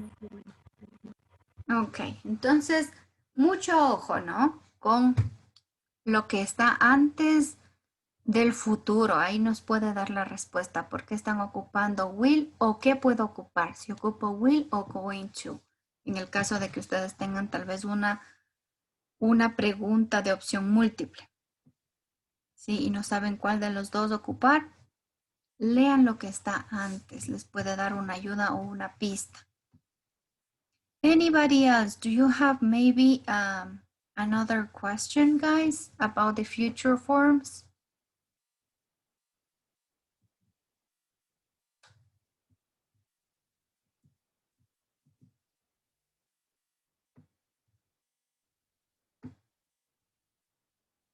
Okay, if you don't have any question or you forgot your question, write them down so you can ask me later. Later, we're going to practice these future forms and by completing the classwork. And now we're going to start with the next unit, okay? Let's go with the next unit, which is unit 5B. That it's going to be covered by teacher Diego this time, okay? So pay attention because this part of the unit is very, very interesting. You're going to learn a lot in the next part. Pay attention, guys, And please participate actively with teacher Diego as well. Okay, thank you, teacher. Morning, guys. Okay, for the first activity, I'm going to share you some pictures of different kinds of animals. So for this activity, I'm going to choose some of you, and you will have to try to describe the animal or try to imitate the animal, but you have to turn on your cameras, guys. For example, maybe I can say the king of the jungle and it makes roar, for example. Okay, so which animal am I talking about? Who knows the answer? Maybe Bibi, do you know what animal am I talking about? If I said is the king of the jungle and it makes roar. Are you there, Bibi, or someone else maybe who knows which animal am I talking about? Yeah, teacher. Which animal is it? Escojo un ¿Qué animal y tengo animal? que actuar como el animal. Okay, yeah, that's it. But first I'm doing an example. So, for example, let me say it again. Okay, if I say it's the king of the jungle and it makes roar, which animal am I talking about? ¿De qué animal, a qué animal me refiero? If I say it's the king of the jungle. A lion. Yes, that's it, a lion. So, thank you, Vivi. Now I'm going to pick some of you and you have to turn on your cameras and try to describe the animal and imitate its sounds. And all the rest of you guys have to write the name of the animal on the Zoom chat. And maybe if you don't know the name, you can ask. For example, how do you say loro, guacamayo? Maybe you have different kinds of animals here. Flamingos, hippopotamo, okay? So I hope this is clear. So maybe please, let me see. Christian, please, can you turn on your camera?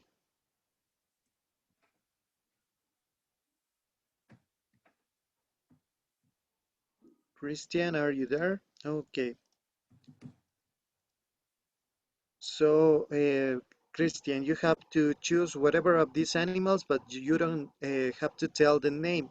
You just have to describe maybe the animal you pick and try to imitate its sounds. It's how it makes, okay? So you can turn on your mic. I choose the Don't say the owl. name. You don't have to say the name of the animal. Just try to Name. describe it. Uh-huh. That's great. Okay. Yeah. This is quite White. is uh, very mysterious. Okay. It's Yes. living. It's do you its activities in the night. Uh, Fly in the night. It is your sound is woo. Okay. Okay, that's the sound. Okay, guys, so please write the name of the animal in the Zoom chat if you know the answer. Which animal Christian is describing? He said the animal was mysterious, that Okay, George says night. an owl.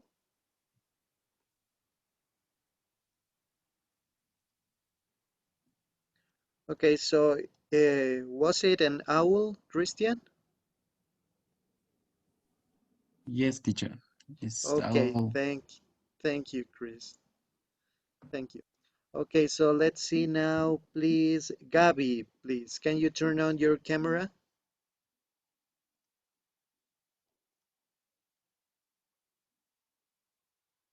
Gabby, are you there? Okay. Okay, don't worry.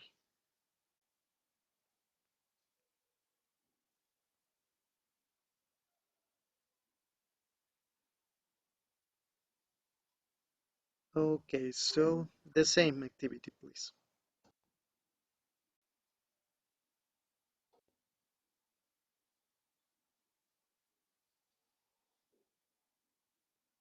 Your mic is, we cannot hear you. Your mic is off. Okay. Is the tallest animal in the world. It's difficult to find in it in our country, and so I don't know. Okay, maybe do you know the answer, guys? Is the tallest animal. Try to see. We have different kinds of animals. Which one do you think is the tallest? ¿Cuál es el más alto? Try to write a name on the chat, guys. Okay, Anita says a giraffe. Okay. So, Gabby, is it the animal you're describing? Okay. Thank you, Gabby. Okay, it was a giraffe. Okay, guys, so let's see one more example with maybe Cinderly, please. Can you turn on your camera?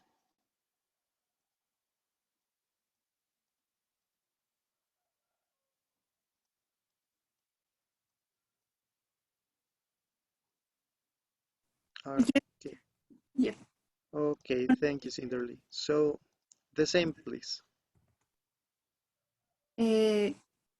Giraffe?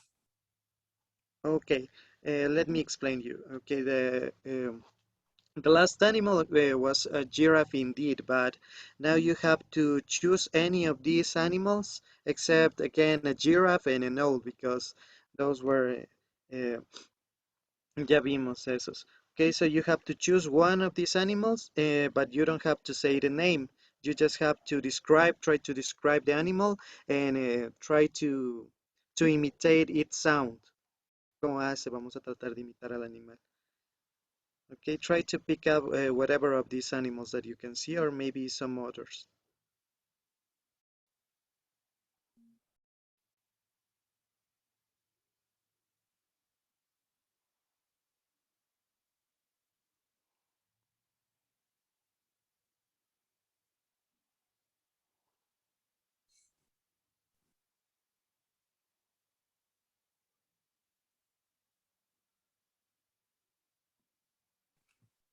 Teacher, I don't know the name, but it's el que tiene las plumas así de colores azules. Okay, try to describe it. Then we are going to see the name of it.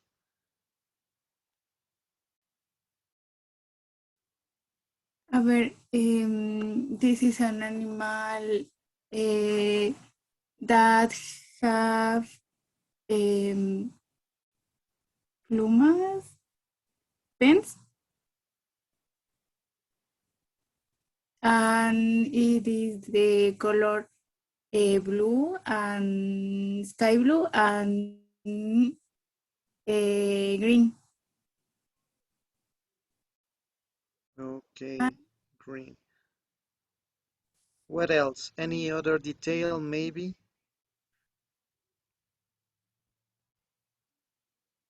I don't remember the name. Is Okay, don't worry about the name. Maybe, guys, do you know the answer? Try to look for the colors and try to guess. Let me see. Okay, Cynthia no sé cómo says, se dice en inglés, pero es el pavo real. okay, pavo real. Yes, in this case, uh, I guess is peacock. Peacock. It's, yeah. Yeah, that's I the right think, answer, peacock. yeah, peacock. In this case, that's it. That's the name of pavo real. Okay, so don't forget, guys. And thank you, Cinderly. Thank you. Okay, now we are going to pass to the next activity, guys. So let me see. Okay, today's topic, we're going to see the zero and first conditionals. Okay, so let's see. For the first activity, we're going to read these three questions and then we're going to look at these photos. Okay, please Angie Diaz. Help me reading the first question. What do you think each photo show? Okay, thank you. Now, please, Jimmy, please help me reading the second one. What is the material in photo be used for? Okay, thank you, Jimmy. And please, Priscilla, please help me reading the last one. Is the connection between the things into Okay, so now I'm going to give you 1 minute to look at these photos, the first one and the second one, and you're going to try to get the answers, okay? What do you think each photo shows? ¿Qué creen que cada imagen presenta? What is the material in photo B used? This is photo B, okay? ¿Para qué se utiliza este material? And the last one, what is the connection between the things in the two photos? ¿Cuál creen que es la conexión? ¿En qué son similares? Okay, so I'm going to give you 1 minute to look for the answers, okay, guys?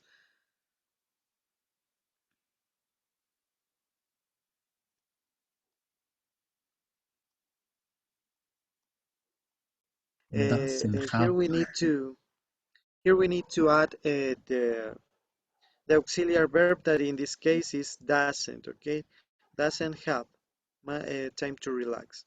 Okay, so here we see the use of when.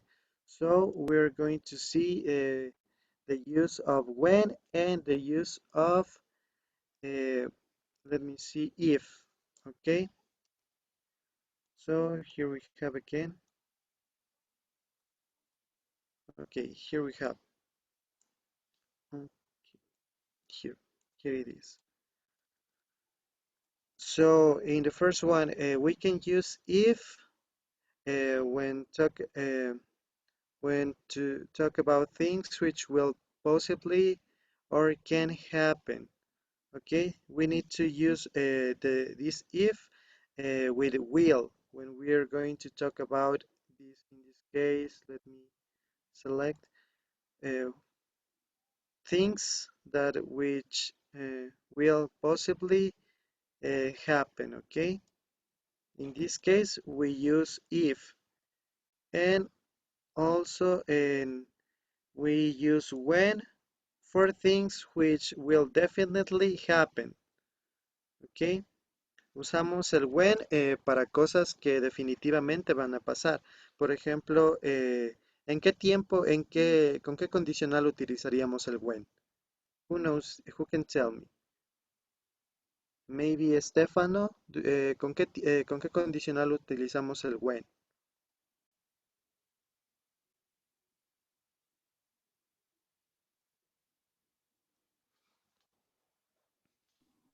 I'm not sure. Okay, remember that I told you that we use the zero conditional with things that will definitely happen, con cosas que van a pasar, sea como sea, van a pasar, definitivamente van a pasar. Okay, that's where we can use when using zero conditional. And also we need to use if with the first conditional, because we're going to talk about things that will possibly or will probably happen in the future. Okay, so we need to use if when using the first conditional, and maybe we can use when using the zero conditional. Okay, so we're going to continue practicing with this conditional. Okay, so in this case, when she gets nervous, as you can see, she gets nervous when she doesn't have time to relax. Okay, so that's the zero conditional in this case. It's something that will definitely happen because, for example, maybe if you know a person, in this case it says she gets nervous when she doesn't have time to relax. Ella se pone nerviosa cuando no tiene tiempo para relajarse. That's something that will probably will definitely happen to her in this case. Okay, so thank you, Stefano. Now let me see. Miguel, please, can you choose a number from 1 to 16, except number 4? Number 7. Okay, let's see number 7. If you turn the key, the door, remember in here we're using if, okay? If you So, turn the key, the door, open ¿cómo it. nos quedaría? If, cuando utilizamos el if, ¿qué más tenemos que usar? Dice, if you turn the key, si tú giras la llave, ¿qué pasa con la puerta? La puerta abrirá. Ok, ¿y cómo decimos eso en inglés? The door.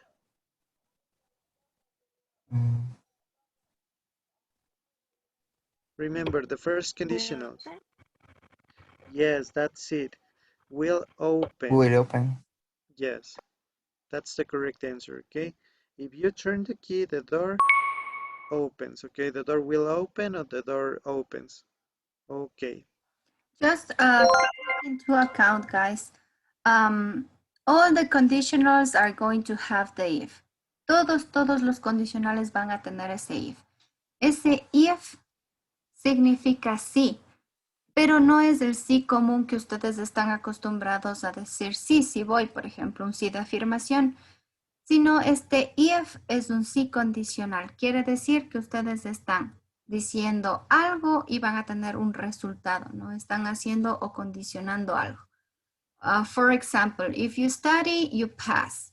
Si estudias, la consecuencia o el resultado es que pasas, apruebas o completas el nivel, ¿no es cierto? Por ejemplo, en este caso teníamos, if you turn the key, si das la vuelta a la llave, siempre se va a abrir, ¿no? O sea, el resultado va a ser siempre el mismo. The door opens. So take into account that, guys. In this case was opens. The door opens. La puerta se abre. Es decir, que siempre que alguien dé la vuelta a la llave, la puerta se va a abrir. El resultado va a ser siempre el mismo. Okay, and that's the zero conditional, remember. In the zero conditional, we don't need to use will. Okay, so let's see. Now, Priscilla, please, can you help me choosing another number? 1. Okay, let's see number 1.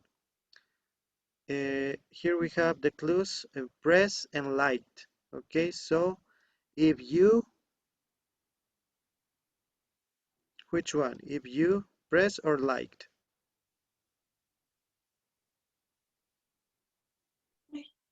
Press. Okay, if you press the key, what will happen with the display? Display will light. Light up. Okay, in this case, we're talking. Remember that these exercises are for practicing the zero conditional. Okay, in the zero conditional, we are not going to use will. So, for example, in this case, if you press the key, the display.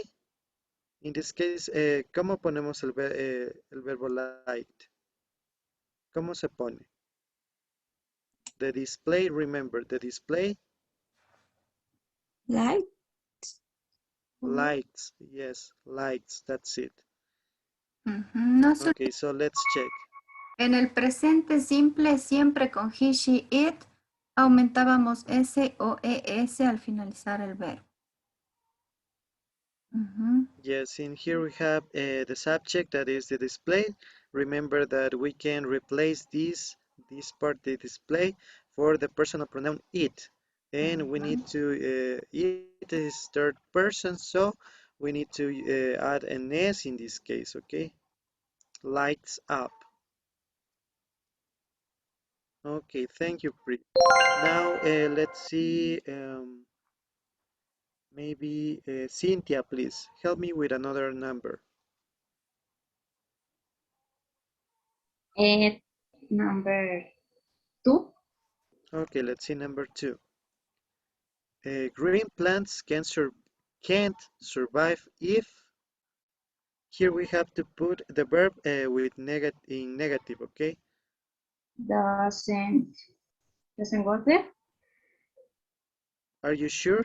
No? We use does or do or does with Plants. you.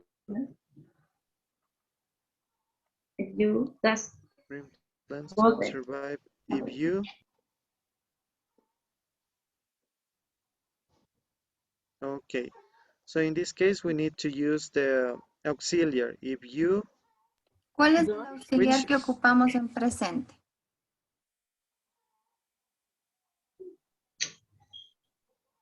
If you that, do. okay. ¿Y en Yeah, that, negativo? Doesn't. Me dijiste do. ¿Cuál es la forma negativa del do? Don't. yes, that's Don't. yes. So you don't try to focus on the person, guys. Okay. In this case, when you have I, you, we, and they, we need to use do. Okay. In this case, do.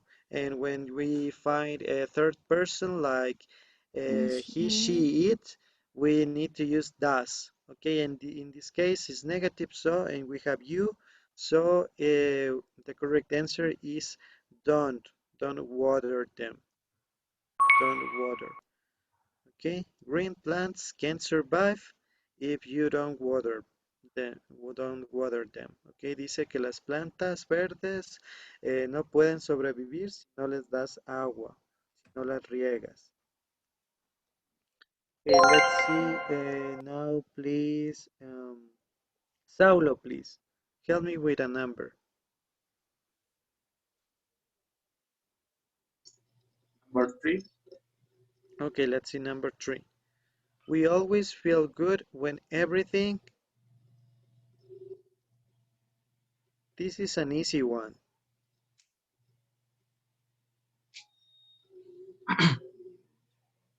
Here you have to use the verb to be, the verb be.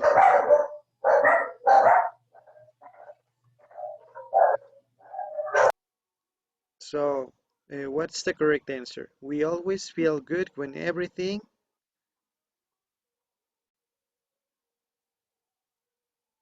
What do you think, Saulo?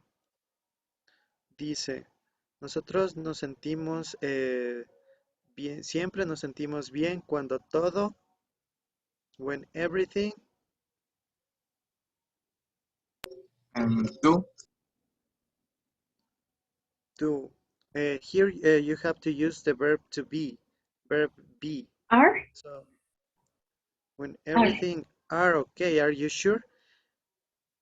Remember the, okay, yes, that's the correct answer.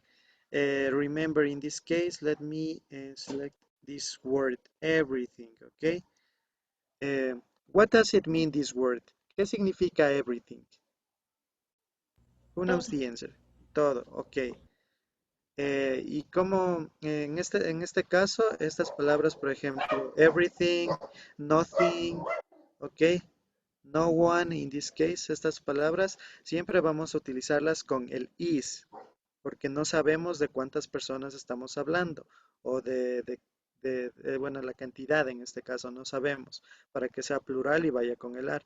Entonces, esta es una forma general, por ejemplo, decimos todo. Entonces, todo está bien. Everything is. No podemos decir everything are. Nunca vamos a decir everything are. Okay, so remember, guys, when you find these words, maybe everything, nothing, nada, todo, va a siempre estar con el is. Okay, guys, so let's check. Yes, that's the correct answer. En esta parte nos dice que siempre nos sentimos bien cuando todo está bien. Okay, so thank you. Let's see one more and then we pass to the first condition. Okay, so please, let me see. Fausto, please, help me with another number. 10, teacher. Let's see number 10. Okay. Okay, here we have the verbs speed and the verb to be, the verb be. When a bicycle, ¿cómo le pondríamos en la primera parte? When a bicycle is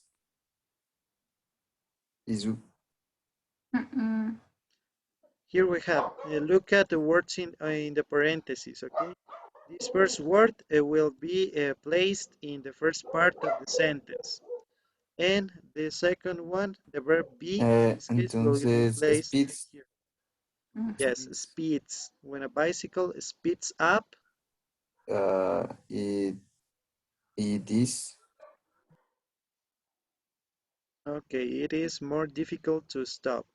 Yes, that's the correct answer. Speeds, yes, you put the yes at the end because we're talking about a bicycle that can be changed to it. When a bicycle it speeds up, it is more difficult to stop. Okay, and remember when we're using whatever of the 0, 1, second, the first and second and third conditional, we need to use in the sentences we're going to see two parts. Okay, the first part is the base sentence. Okay, this is like a cause, una causa, and this will be the consequence. And we need to link these two parts with placing a comma in this case. Okay, tenemos que utilizar siempre una coma cuando utilizamos cualquiera de los condicionales. Ya sea el 0, el 1, el 2. In this case, we're just looking for the 0 conditional and the first conditional. Okay, and remember, we have here something that leads to something else. Una causa y una consecuencia.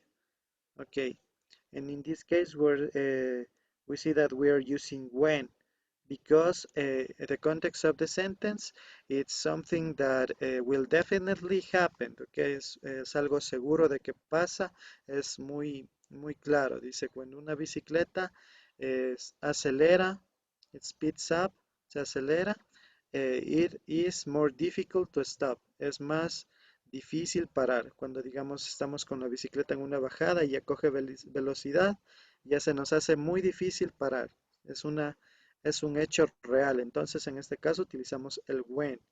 En cambio, podríamos utilizar el if si la siguiente parte fuera incierta, algo que no sabemos que va a pasar de seguro.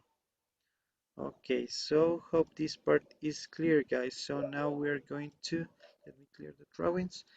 Now we're going to practice with the first conditional. Can we practice the first conditional when we're back from the break? Okay, yeah. So can refresh a little bit because Yeah, sorry, I almost forgot. They are kind of tired. So Diego, you were discussing a little bit about zero conditional and first conditional. In zero conditional, you are always going to use both verbs in the two clauses in present simple tense. And when you are using the first conditional, the first part or the if clause, it's going to be with present simple, and the consequence or the main clause, it's going to be with future. It means that you're going to use will in order to make the future tense. Okay, that's the difference between both conditionals. Sí, mucho ojo con los condicionales y las cláusulas. Siempre tenemos la if clause o la primera parte de la oración que es la condicional y la segunda parte que sería la consecuencia, ¿no? En esa segunda parte puede ser que cambie el tiempo del verbo, como en el caso del first conditional, que vamos a utilizar el will. Sí, teacher Diego les estaba haciendo una práctica de cómo ir haciendo oraciones con el zero conditional. Now it's your turn to complete or to practice the first conditional. Vamos a practicar ahora el first conditional.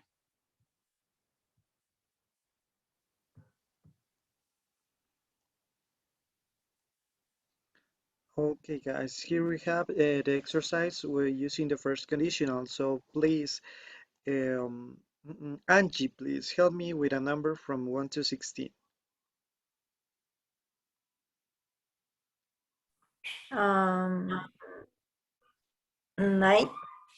Okay, let's see number 9. Okay, it says our teacher, if we had to place verb be happy if we, and here we have the verb do. So, ¿cómo nos quedaría? Using the first conditional.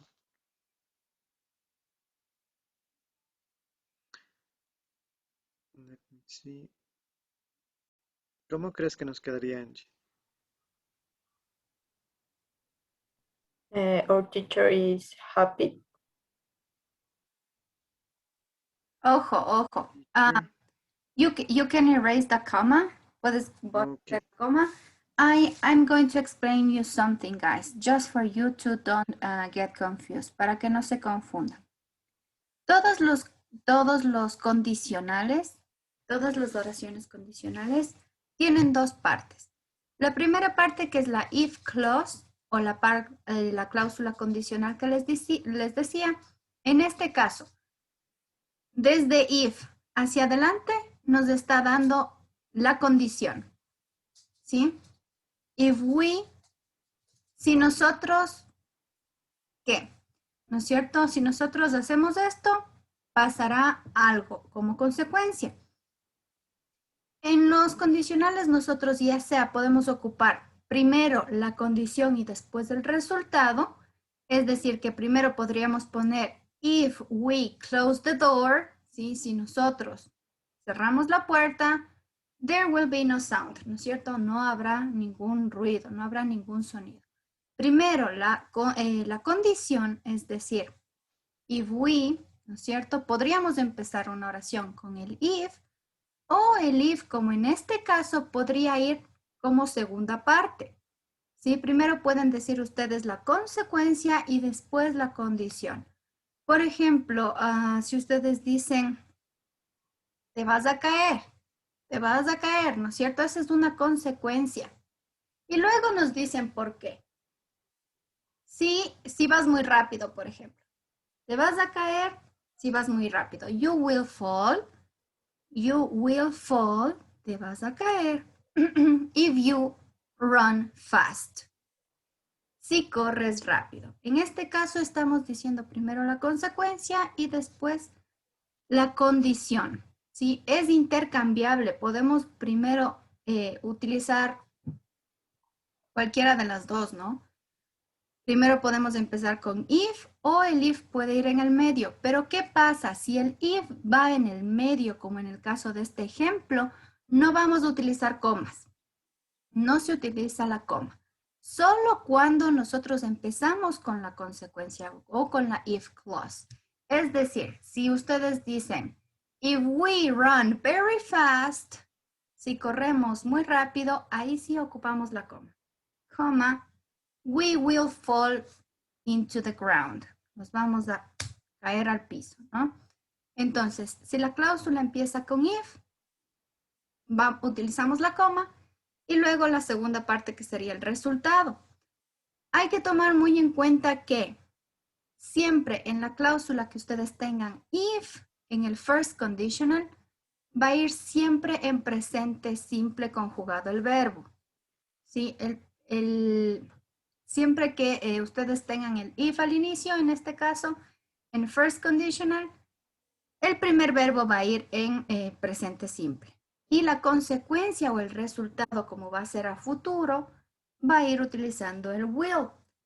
Ahora, ¿cómo nos quedaría? Angie nos estaba diciendo cómo nos quedaría esta oración. Yes, Angie.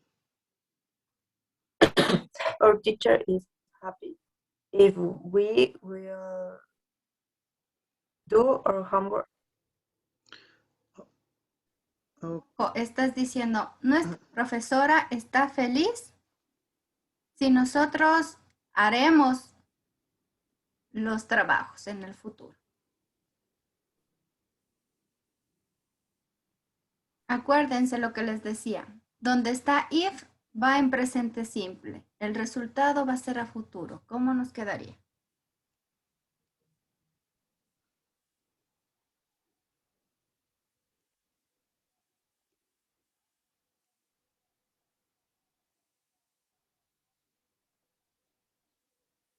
Justo, lo que tenemos en verde sería la condición, ¿no es cierto? La if clause.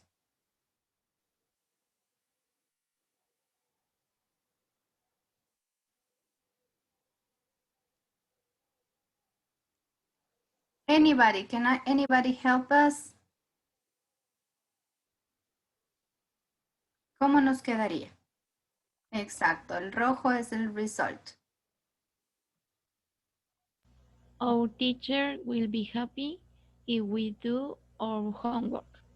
Exactly, Anita. Acuérdense, siempre en el resultado, el first conditional va a ocupar el will y en la if clause o en la condición, siempre que vean if, lo que vaya después de if, vamos a ocupar con present simple.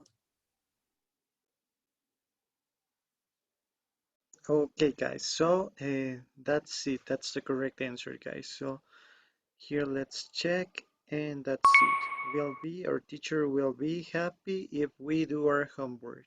Okay, thank you. So let's see now, please, Cynthia, please, help me with a number from 1 to 16, except 9. Number 6, teacher. Let's see, number 6. Okay, if we, more, we, here we have the verb, we need to use recycle and help. So, how can we complete this sentence? What do you think?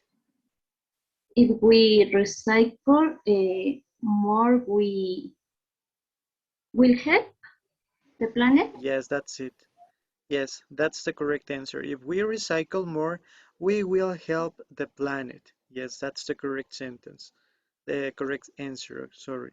And that's because, as the teacher told you before, we need to focus on the position of if. And when if it's at the beginning of the sentence in the first clause, there will be always a comma that links the consequence clause. Okay? And here we have to put the first sentence with the present simple always, okay? And the consequence, using the first conditional, we need to use will, okay, to express a future. Yes, thank you, Cynthia. So let's clear and let's check. So if we recycle more, we will help the planet. Okay. So let's see another example, please. Fausto, help me with a number. 11, teacher. Okay, number 11. Let's see. Here you have, if Ryan, here we need to use a negative, his room, comma, his parents, and here we have get and angry. Okay, so, ¿cómo nos quedaría? What's the correct answer? If Ryan doesn't clean, Okay, Brian doesn't clean his room. his parents got angry. Are you sure? His parents got? Remember, what tense do we use in the consequence? ¿Qué tiempo utilizamos? Dice, si Brian no limpia su cuarto, sus Futuro. papás. Yes, yes, that's it. So, ¿cómo nos quedaría? Entonces, His parents. a ver, lo que Ya pasa es que estamos se me para el fue el futuro. futuro, disculpe, teacher, se me fue el futuro de que sí, No, sí no, quería. utilizas un auxiliar para formar el futuro, acuérdate. Ah, yeah, will get. Exacto. Yes, that's Yes, it. teacher. Thank you, Necesitamos utilizar el will en este caso, okay? His parents will get angry. Yes, that's the correct answer. If Brian doesn't clean his room, his parents will get angry. Thank you. So let's see. Now, please, Gabriela, please help me with a number, Gabby. Number 1, teacher. Okay, let's see number 1. What will your brother do if he? This is a question. Okay, now we are going to review how to make it question with the first conditional. Okay, so let me explain you. In this case, this is a who question. Okay, we are using in this case what. We can use what, where, who, whom, whatever. Uh, so to make a question, we need to, in this case, place the question word, the question mark. Then we need to place in this case, the auxiliary that express future, that is will. What will, and then the content, your brother of in this case, the subject, your brother do, and here we have the clause if. If, and here we have the verb, and we have to put it in negative way. Okay, so what do you think? What's the correct answer here? What will your brother do if he? ¿Cómo nos quedaría? ¿Qué tenemos que poner? Doesn't. Get, okay. Doesn't what? Doesn't pass. Yes, doesn't pass the exam. Yes, that's the correct answer. Sorry, here it is also. What will your brother do if he doesn't pass the exam? Teacher, Yes, that's okay. Please tell me. y en este caso es de oración después del do, cuando nos pregunta ya no va la coma. No, because it is a question, okay? Es similar como cuando le cambiamos el if. Mira, el if está en el centro de la oración. Solo ponemos la coma cuando el if va al inicio. Okay, por ejemplo, nos quedaría if my brother don't study, coma, he he won't, in this case, he won't pass the exam. Okay, then we're going to see the negative way to say en el futuro también. In this case, si es que la primera parte de la oración es negativa, puede ser que el resultado también sea negativo. Entonces, si utilizamos el primer condicional, nos quedaría en vez de poner el will, tendríamos que poner el negativo. ¿Cuál es la forma negativa de will? ¿Alguien que se acuerde? Want. Yes, won't. That's it. Want. Yes. Ahí tendríamos que poner el want si es negativo.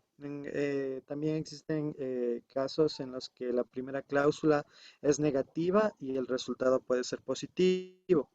O que la primera cláusula sea positiva y el resultado sea negativo. Dependiendo del contexto. Okay, so that's it. Let me... Okay, thank you, Nikki. Now let's see, please, Samantha, can you help me with a number, please?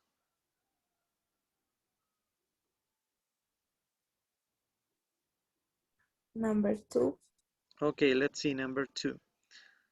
If it, here we have to place the verb be, sunny, we, ¿cómo nos quedaría? What do you think? Mira, en este caso tenemos el if al inicio.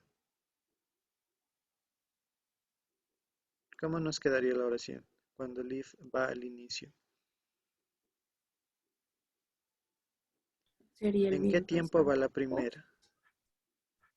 Can you repeat me? I couldn't hear you. Sería el bien pasado. No, okay, in this case, remember that the first clause, we need to put in present tense, en presente simple, in simple present, en presente simple. Okay, y la segunda, después de la coma tenemos la segunda parte, y esta tenemos que poner en futuro. Entonces, ¿cómo nos quedaría aquí la primera? ¿qué forma del verbo to be ponemos?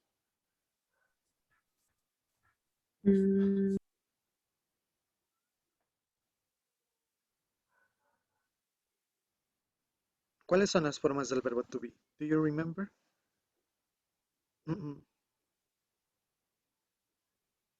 Por ejemplo, aquí tenemos if it. Let me change the Podría ser it. Is. Okay, yeah, that's if it is sunny, Que las yes, formas that's del verbo to be es easier. Entonces quedaría is. sí, con el it, because it's third person, we need to place is in this case. If it is sunny, ¿qué pasaría si está soleado? Si esta cláusula en el primer condicional, la primera va en presente, la segunda, ¿en qué tiempo tendrá que ir? En futuro, ¿cierto? Yes, that's it, in ¿Saben? future tense. So, what is the answer here? We, Have. okay, you use the say had. Now that's, ese es el pasado de have sería, aunque es had, no have. Okay, so para, Debe cambiar have a pasado. Entonces. okay, so remember to what auxiliaries do we use to talk about the future? Do ¿Qué, have or will qué have? auxiliares utilizamos para hablar del futuro? Will? Yes, Nikki, will. In this case, will. So the sentence will be, we will have a picnic at the park. Vamos a tener un picnic en el parque. We will have a picnic at the park. En el caso, digamos, si no estuviera soleado, if it's not sunny, ¿cómo pondríamos? Si no estuviera soleado. Tendríamos que cambiarle también la segunda negativo. ¿Cómo nos quedaría? Maybe, let me see. Christian, maybe, do you know the answer? ¿Cómo nos quedaría si le cambiamos a negativo?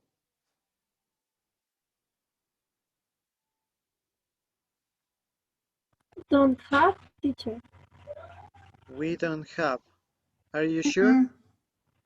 Remember that Can you write if it isn't, so maybe okay. students can watch it? If it is not sunny, comma. Use it. I think it's better if you use the contraction, because most of the time in these conditionals you're going to use just contractions. Okay. If it isn't sunny, ¿qué pasa si no está soleado? Aquí tenemos ya una condición. If it isn't sunny, Want. Yes, that's it. Okay, so we need to use the negative form of the auxiliary will in this case, that is want. And the verb, that is have. We won't have a picnic at the park. That is the negative, okay, this sentence in a negative way, okay guys? So let's check. Okay, let me clear the screen. And let's see, one more student, please. Maybe Bibi, can you help me with a number?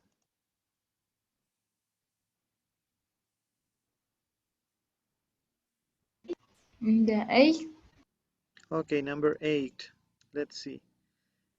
So this sentence says, if Messi, we have the verb play, we have the verb win the match. ¿Cómo nos quedaría la oración?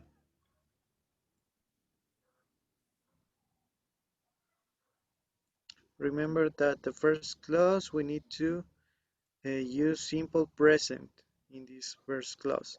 And in the second one, after the comma, we need to use in future tense. ¿Cómo nos quedaría, Vivi? What do you think? Sería if Messi play, won the match. We, can you repeat the second part?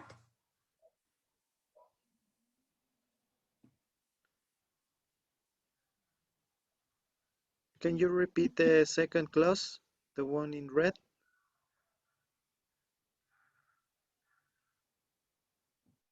Yeah, we will won the match. Okay, yeah, the will, it's good. We will, but we need to use the verb in the base form. Okay, we don't need to change the verb to past. Okay, so it could be we will win the match. We will win the match, or will win the match. Okay, and remember, in the first class, it says if Messi can be replaced with the personal pronoun he. So we need to add an s after the verb play in this case. If Messi plays, remember that's third person, we need to add an s. If Messi plays, we will win the match. Dice, si Messi juega, vamos a ganar el partido. In this case, that's it. So let's check.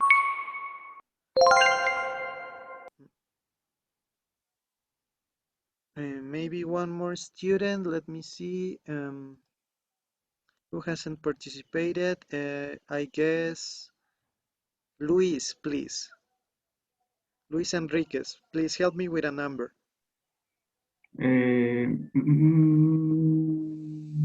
4. Okay, let's see number 4. If you, here we have the verb study, a lot, you.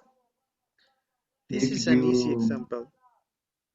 studies a lot, you will pass the exam. Yes, that's it. That's perfect. If you study a lot, you will pass the exam. Okay, so let's check. If you study, you will pass. Ojo que la S That's solo it. añadimos en he, she, it, ¿no? Cuidado con if you studies. Ah, sí. Ya no me acordé, sorry. Yes, You don't study. forget, guys. Okay, so I think we are ready to pass to the next activity. So let me see. Okay. While teacher Diego is preparing the next part, perdón que te haya cortado, Nikki. Les voy a mandar una imagen que les puede servir como referencia para que se guíen y no se confundan con el zero conditional y el first conditional al grupo de WhatsApp. Ahora sí, Nikki, dinos. Sí, iba a pedir como un cuadro con esto de las reglas de... No sé, me perdí, no entendí cuando debo utilizar das o do con el verbo.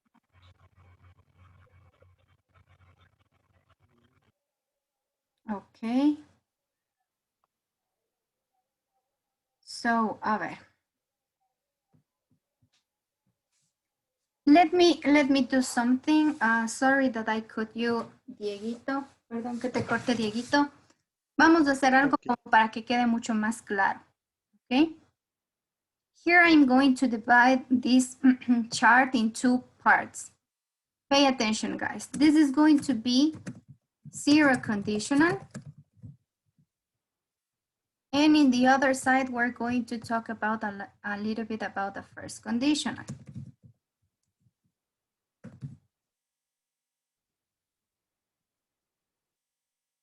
Okay.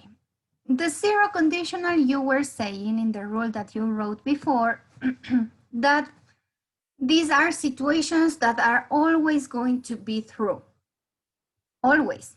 ¿Sí? Siempre van a tener como que la misma consecuencia o el mismo resultado todas las acciones que se realicen dentro de este zero conditional. So let me write over here.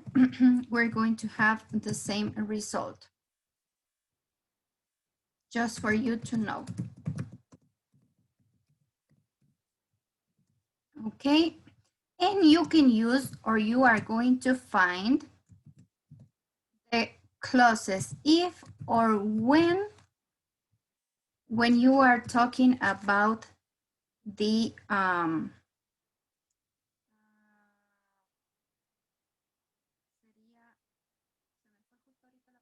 pero el if y el when vamos a utilizar cuando son las condiciones, ¿no? with the condition. Exacto. Esto es importante que tengamos en claro. Entonces, en el zero conditional, it's always going to be the same result. Siempre vamos a llegar al mismo resultado. Dentro de las cláusulas condicionales podemos encontrar ya sea la palabra if o la palabra when, ¿sí? Cuando ustedes están dando la condición.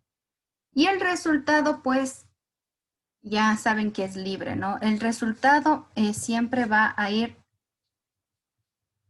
en este caso, ambas cláusulas. Let me make some drawings so you can know better.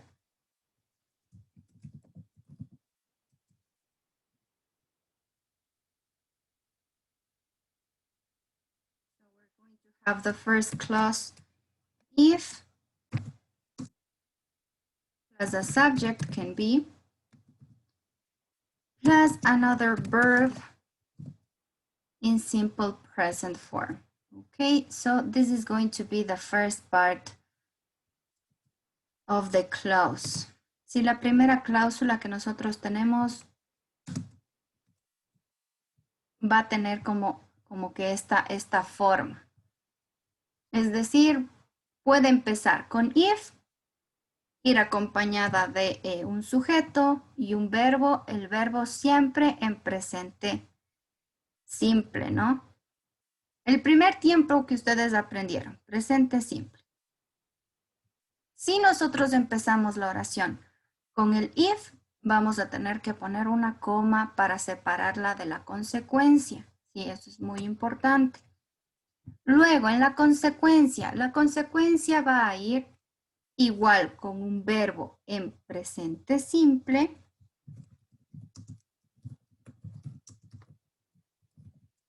Es decir, que en este caso, las dos oraciones, las dos cláusulas van a llevar el mismo tiempo.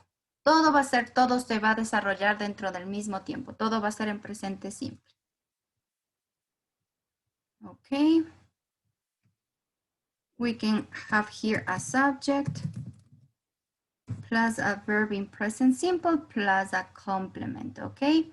So this would be the first conditional we were discussing, which was zero conditional. Ese sería el zero conditional. Aquí les voy a escribir que tenemos la if clause o la cláusula condicional.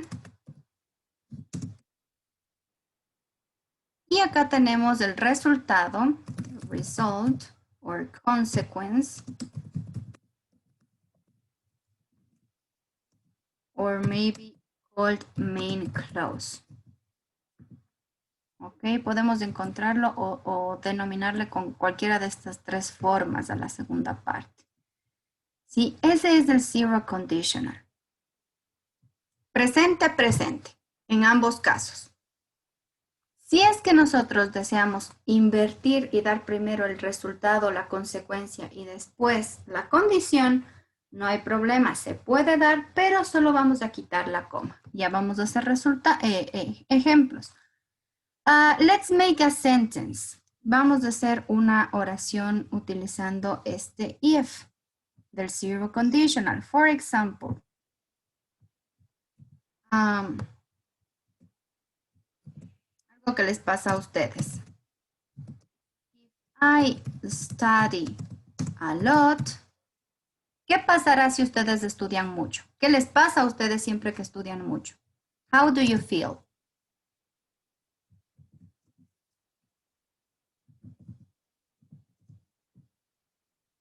Si yo estudio mucho, ¿cómo me siento? Exhausted. Exhausted. Okay, you're tired. I feel exhausted. Okay. That's it. That's a good example. Can you give me another example, please? If you...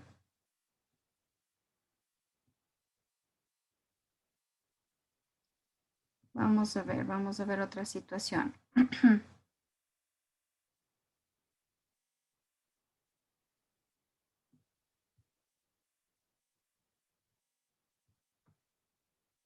If you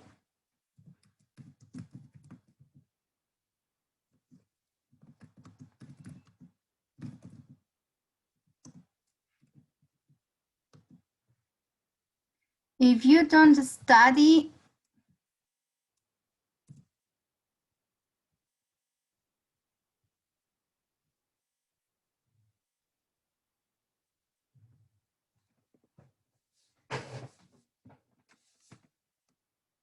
you miss, for example, the subject. Pierdes la materia, ¿no es cierto? Si no estudias, pierdes la materia. That could be another example.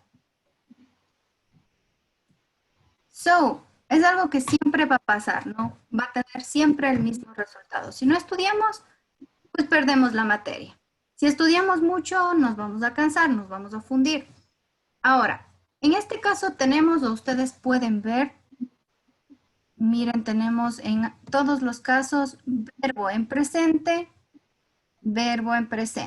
¿no es cierto? Ya sea en la if clause o en la consequence or the result.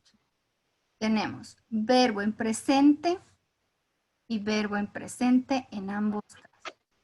No es necesario que en ambos casos, en las dos cláusulas, siempre permanezcan afirmativos, ¿no? Puede darse el caso, como en este, de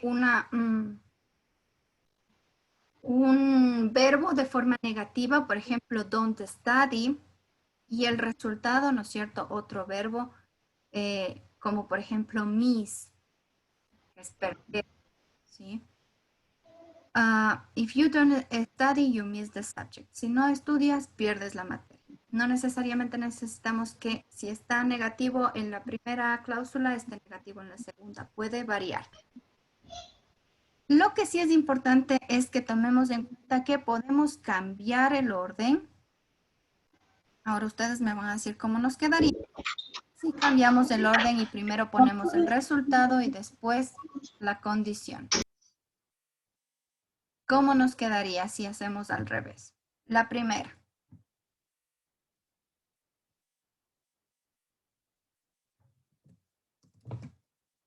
¿Cómo nos quedaría?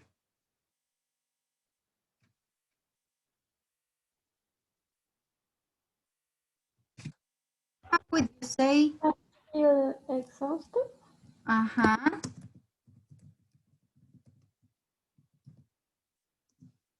Siento cansado, sí. I study a lot. If I study a lot.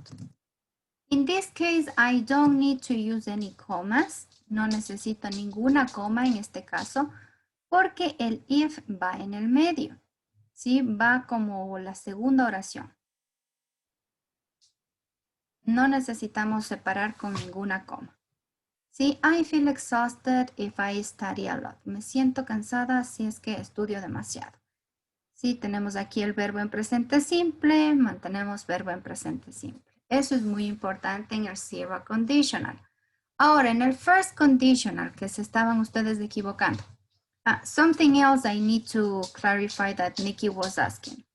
Nikki también me estaba preguntando cómo saber si utilizo do, don't. Para este zero conditional es muy importante que ustedes tengan en claro todas las características del tiempo, es decir, del presente simple. Acuérdense que en presente simple ocupábamos los auxiliares do o does, dependiendo del sujeto, ¿no es cierto? Pero este do o does lo vamos a ocupar únicamente cuando estamos preguntando y cuando nosotros tenemos oraciones negativas. ¿Cuáles eran las formas negativas de estos auxiliares?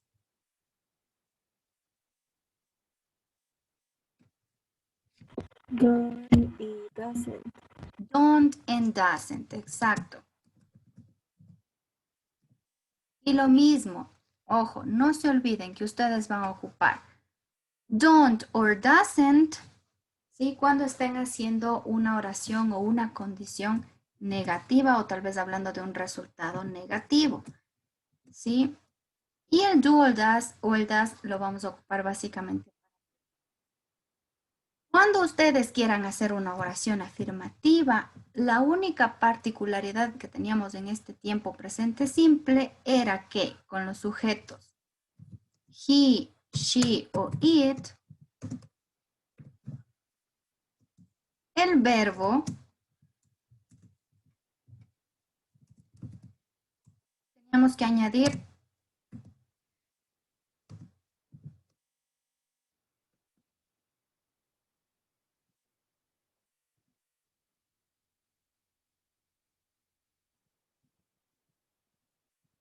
teníamos que añadirle S o ES al verbo, ¿sí? Esa era la única condición que teníamos con el present simple tense. Entonces, por si acaso, si ustedes no se acordaban cómo ocupábamos este present simple,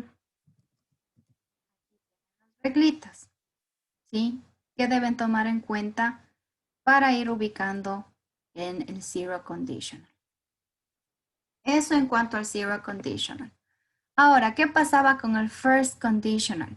En el first conditional, the result is not always the same. You won't know if it's going to be the same, but it's going to be a future result. Future result.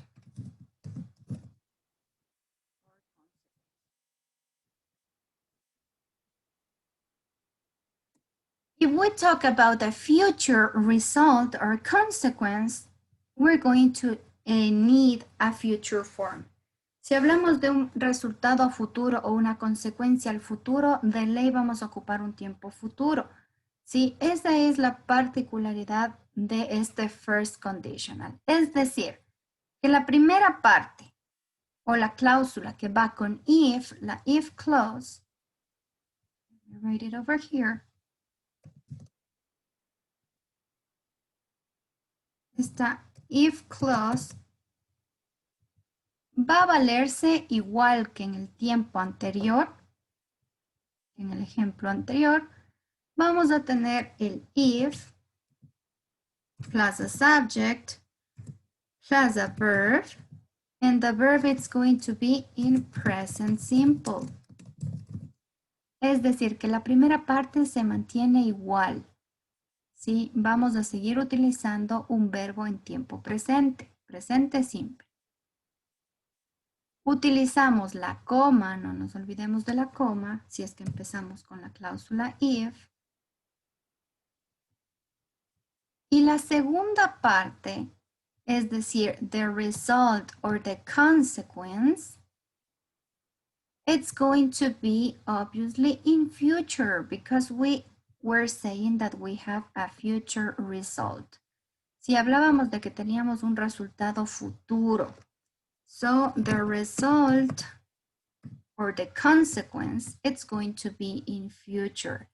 In this case, we're going to use a subject plus a verb, but the verb is going to be in future using will.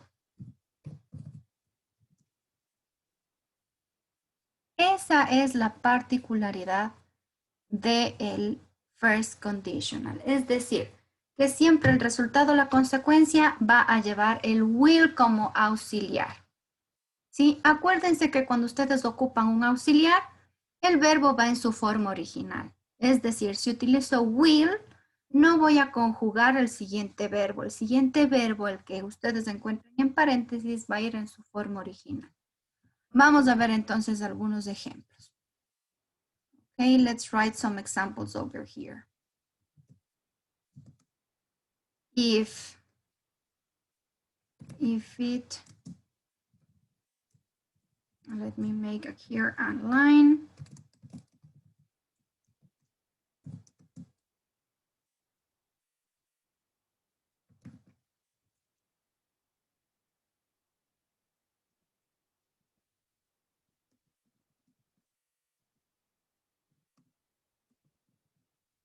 Okay, here I have a sentence. Can you help me completing this one? ¿Me podrían ayudar a completar esta?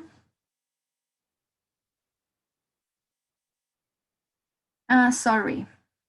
Let me change something. I'm going to make it negative, sorry.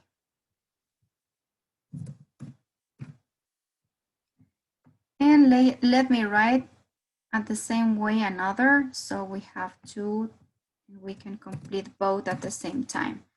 So if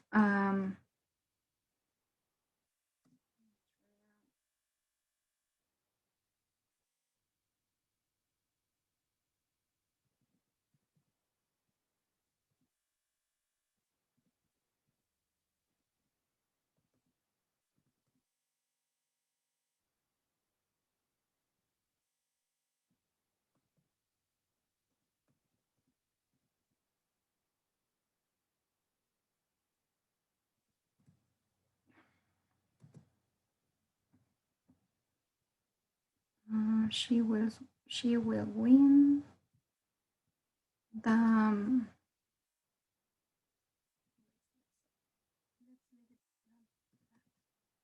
okay, can someone help me with the first one? ¿Cómo completaríamos la primera?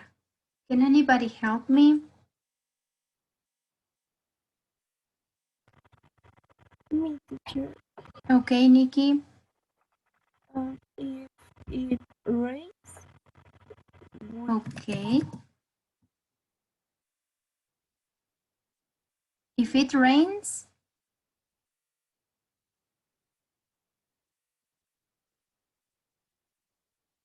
¿qué pasa si es que llueve?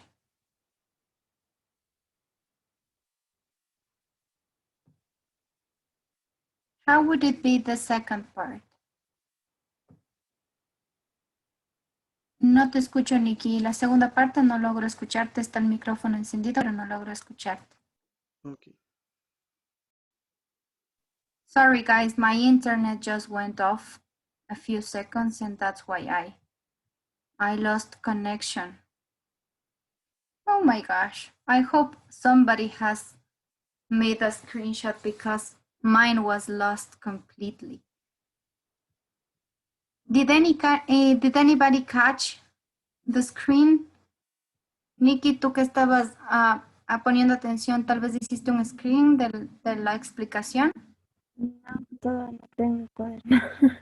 Oh my God. Okay, it doesn't matter. Let me write it again, the sentence. We were saying, if it rains, ¿no es cierto? La primera parte estaba muy bien. Teníamos, it rains.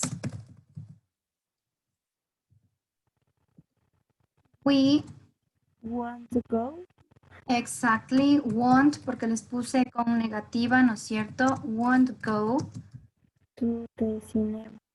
to the cinema. Exactly. If it rains, we won't go to the cinema. ¿Cómo nos quedaría esta oración si le cambiamos? Si primero decimos el resultado y después la causa. We won't go to the cinema if it rains.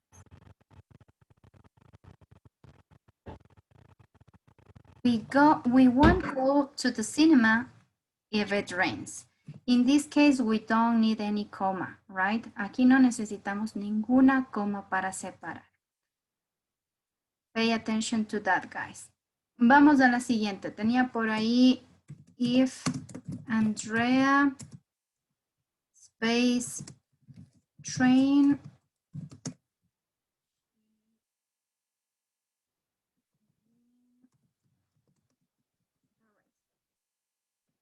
who can help me completing this one, please? Let me see. Samantha, you were having problems with the first conditional, I remember. Can you help me with this one, please? Sammy, vamos a hacer esta.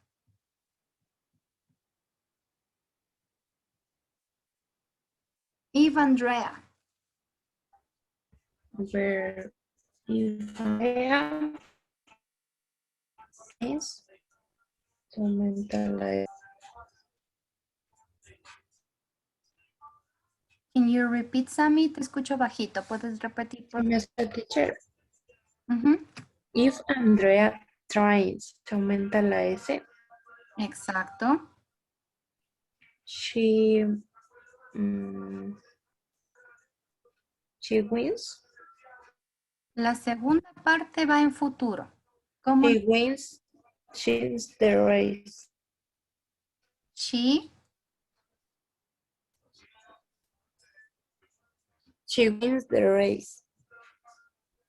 Okay, that would be the case of a zero conditional. Sí, en un zero conditional estaría muy bien. Si hablamos del zero conditional, muy bien porque sería presente, presente, ¿no es cierto? If Andrea trains, she wins. Si ella entrena, ella gana, siempre. En este caso, vamos a ocupar la forma de un first conditional. Del futuro. Vamos a ocupar en futuro. ¿Cómo nos queda? Will. Exacto. She will win. Right? So, if Andrea trains, she will win the race. Si Andrea entrena, ella ganará la competencia. Okay? So, thank you, Sammy. Can you help me turning upside down the sentence? ¿Cómo nos quedaría, Saulo, la oración si cambiamos de lugar?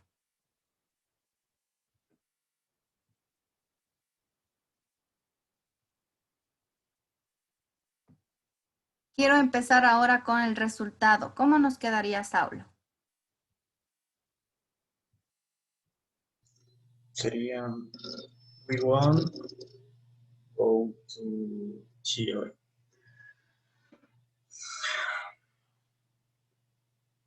La misma oración, solo queremos cambiar de lugar. She will She will. win the race. Okay, she will win the race.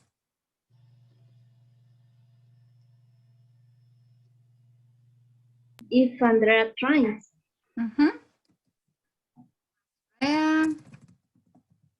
Or if she trains. Okay, we don't use any commas. No ocupamos ninguna coma y solo hacemos el cambio. ¿Sí? Es decir, estamos dando primero el resultado y después la causa. Ese es el first conditional. Y en el otro lado teníamos pues el zero conditional. I don't know if it's a little bit more clear, guys. No sé si queda un poco más claro este tema de first conditional y zero conditional.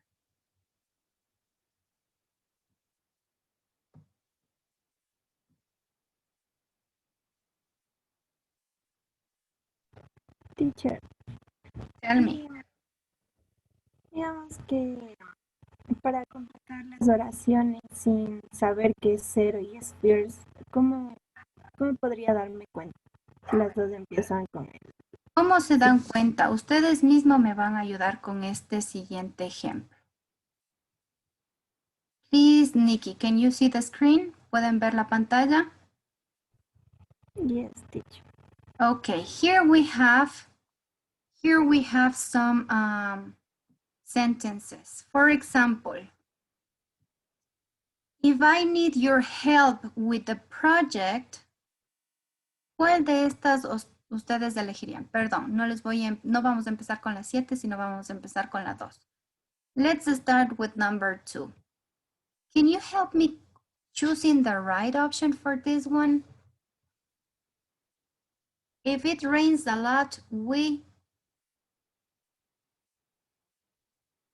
si llueve mucho, nosotros, what would you choose?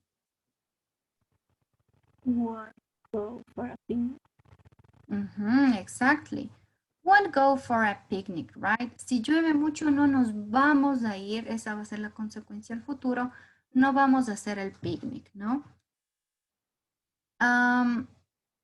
Generalmente tú tienes que ir dándole forma. Vas a tener en este caso que leer la primera parte, ya sea la consecuencia o el resultado, o ver el contexto. Para que sea más fácil, ya van a ver otro ejemplo. This one, for example, number 7. How would it be, or which option would you choose, Priscilla? Help me with number 7. If I need your help with the project. La 7 dijo no.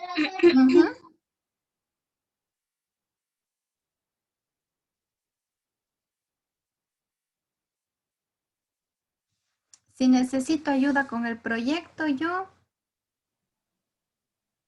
I will telephone you.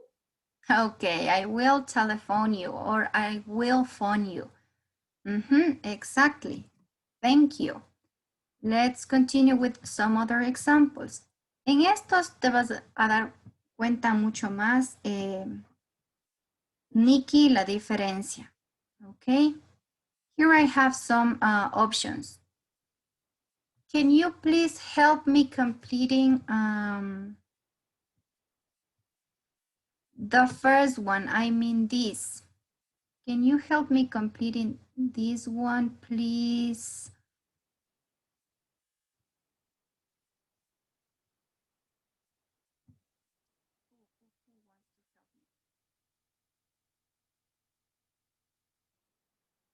Inderly, can you help me with this one, completing this one with the plants?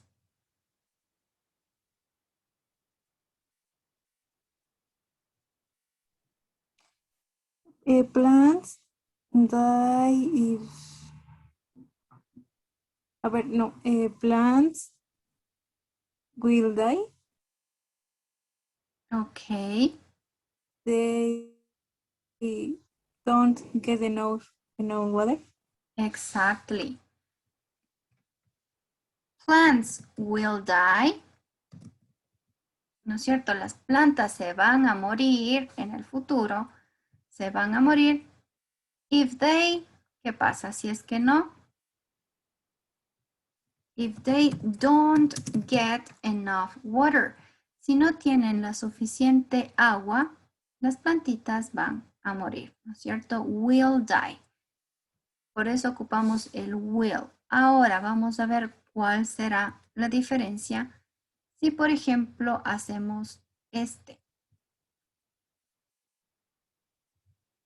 Can you help me, Nikki, with this one? Letter G.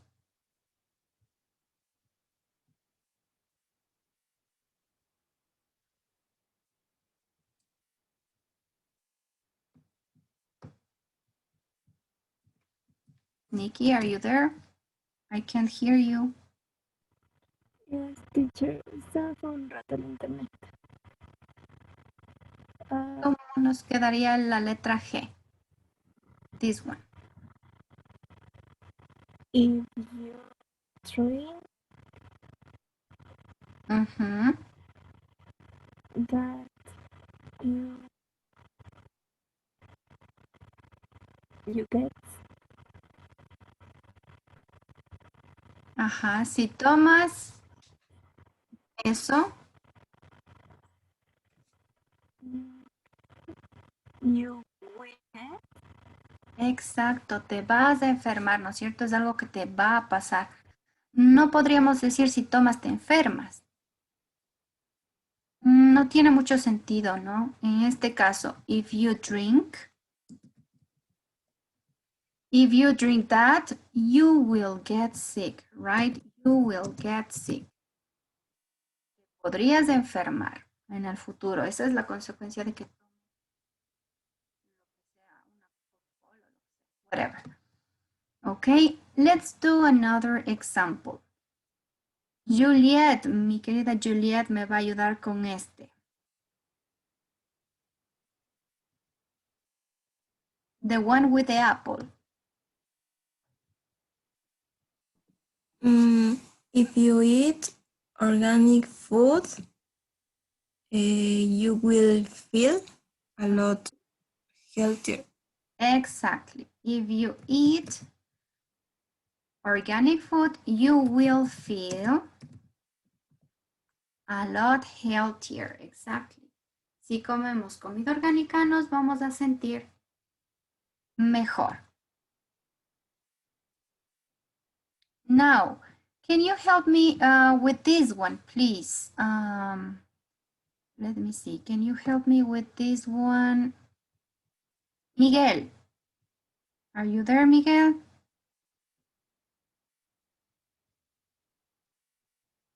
Miguelito, help me with the one with the bus. La oración del bus.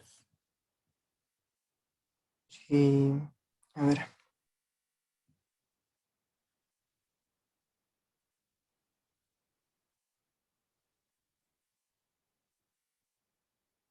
She does arrive to school on time when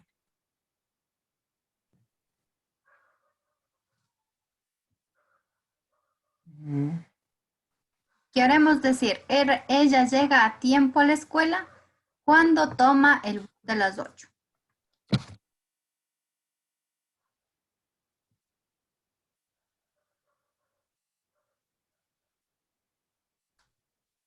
she arrives Exactly. She arrives.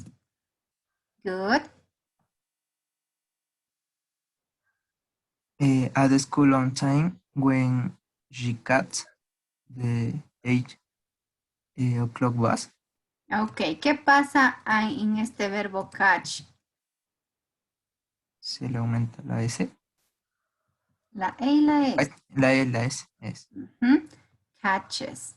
So, she arrives at the school on time when she catches the 8 o'clock bus.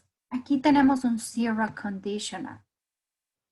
Es algo que siempre va a pasar. El resultado va a ser el mismo, Nikki. Por ejemplo, si tú tomas, digamos que tú me parece que vivías en Otavalo, ¿no es cierto? Tú ya sabías de tiempo. Si cogías el bus de las 6:30, sabías que llegabas a tiempo a la clase, qué sé yo, de las 8. Pero si se te pasa ese bus, salados, ¿no es cierto? El resultado va a cambiar, ya no va a ser el mismo. Entonces, como es algo que se repite y siempre el resultado va a ser el mismo, ahí es cuando nosotros vamos a utilizar un zero conditional. Es decir, siempre va a ir presente, presente. ¿Qué pasa, por ejemplo, en este? Who can help me with this one? George, help me with letter M.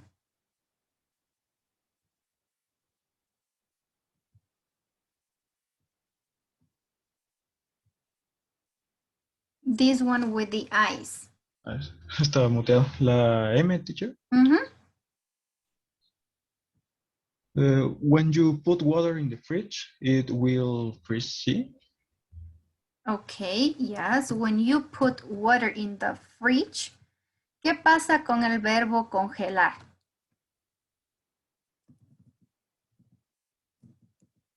¿Qué añadimos, George?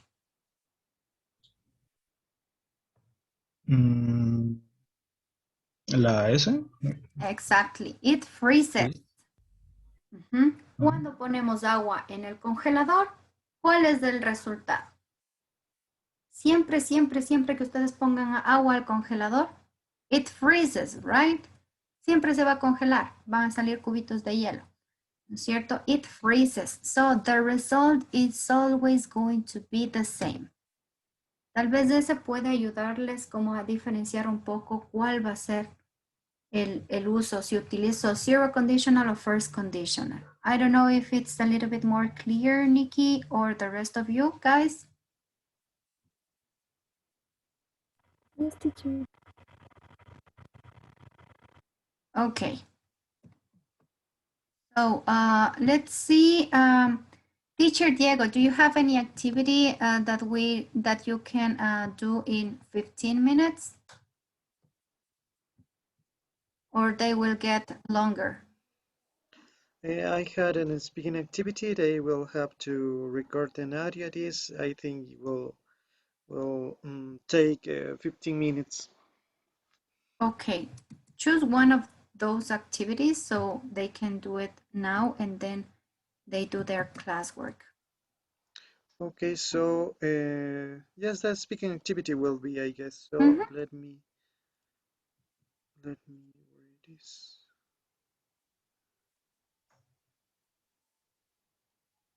Sí, a veces es un poco confuso el uso de los condicionales, pero es importante que sepan como esas clavecitas. Siempre va presente, presente en zero conditional, presente, futuro en el first conditional. Sí, mucho ojo con eso, chicos. Okay, guys, so I can share the screen.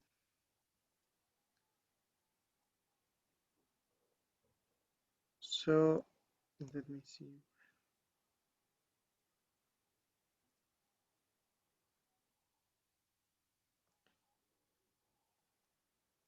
Here we have, this is the activity for you to practice. Uh, in this activity, you will have to record an audio in Vocaroo platform, which I'm going to share the link. Now let me copy the link and I'm going to share you. So here it is, the link. Then I will explain you how this platform Vocaroo works. And here you just have to record yourself like giving an advertising, I guess, of maybe a beautiful place full of nature, maybe in Ecuador or wherever you want to share. And you have to focus on these statements. To the first one, beautiful places. And the second one, maybe that you can find rivers, forests, beaches, and natural, some other natural resources or places, okay? Also, if there you can find animals or different kinds of plants and what things you can do there. And the best time of the year to go. Maybe you can do a script first for recording your audio. Okay, guys, so making a screenshot of this part of I'm going to share you to the WhatsApp group. What do you have to do? Okay, so I'm going to share you now to the WhatsApp group. There you have the guidelines to your audio, and I'm going to share the platform. Let me see, Vocaroo. Here it is. Okay, you have to enter to this link and just click on the microphone icon. You just have to click in here and it starts recording. Okay, you have to say your name. For example, my name is Diego and I'm going to talk about whatever, a natural reserve, I guess, or something, whatever place you want to share, and you have to explain the touristic places, if it has rivers, maybe beaches, forest, if you can find any kind of different animals there, and what is the best time to go in the year. And then you just have to, when you finish your audio, you just have to click here, and then you have to click here where it says save and share, and here it is the link. Okay, this link, you have to copy this link and send it to the WhatsApp group, because then I will listen to your audios to see how are you going. Okay, guys, so for this activity you will have 15 minutes and the audio will last from 30 seconds to maximum 1 minute, guys. Okay, so let me see if it is clear. Maybe Angie, can you tell us what do we have to do? Tenemos que grabar un audio de máximo 1 minuto hablando de la reserva. Okay, yes, that's it. Yes, talking about maybe a touristic place, I guess, but where something that is surrounded by nature, maybe. Let's try to focus on these natural touristic places, because here in Ecuador there are lots of reserves, dry forests, I guess, maybe some other places that you know, or you can do some research and do your script, and then you have to just record your audio, and you know how this platform works. So then when you finish, you just have to copy this link and then send it to the WhatsApp group. Then I will open your link. Maybe here it is the link. And here it's my audio. Okay, I don't know why it's not supported. I guess maybe refreshing. Okay, here is the audio with the explanation. And don't forget to say your names, guys, please, at the beginning.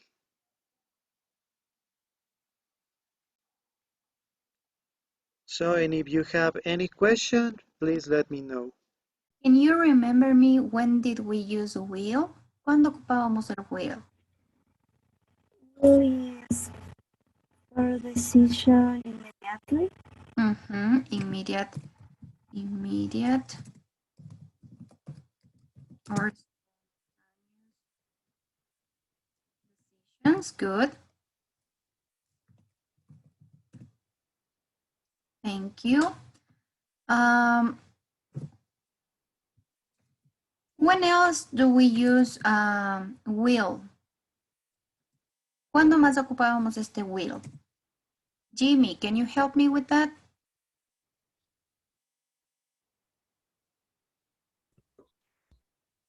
Para el futuro, the future forms. Okay, the future, but when you want to talk about what specifically?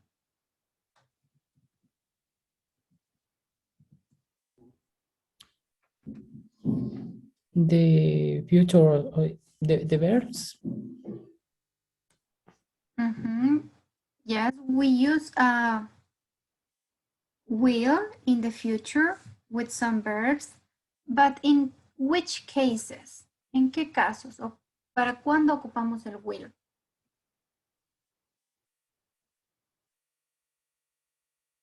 Te doy una ayudadita. Sentences, conditional, algo así. Conditional sentences. No. Promesas y... Nos estamos acordando de cuándo ocupamos el futuro. Por un ratito nos vamos a olvidar de los condicionales. Ahora vamos a volver a todos los tiempos futuros. When we make offers, promises, what else? Opinions. Suggestions always. Ajá, por ahí alguien me dijo algo de las opinions. ¿Qué pasaba con las opinions? Son como basadas o sea, experiencias. Sí, en la experiencia propia, en la opinión, en el sentimiento. Pero ¿qué hacíamos? ¿Qué era lo que hacíamos con nuestras opiniones? ¿Hacíamos ofrecimientos? ¿Qué hacíamos? Predictions. Predictions, that's right, predictions.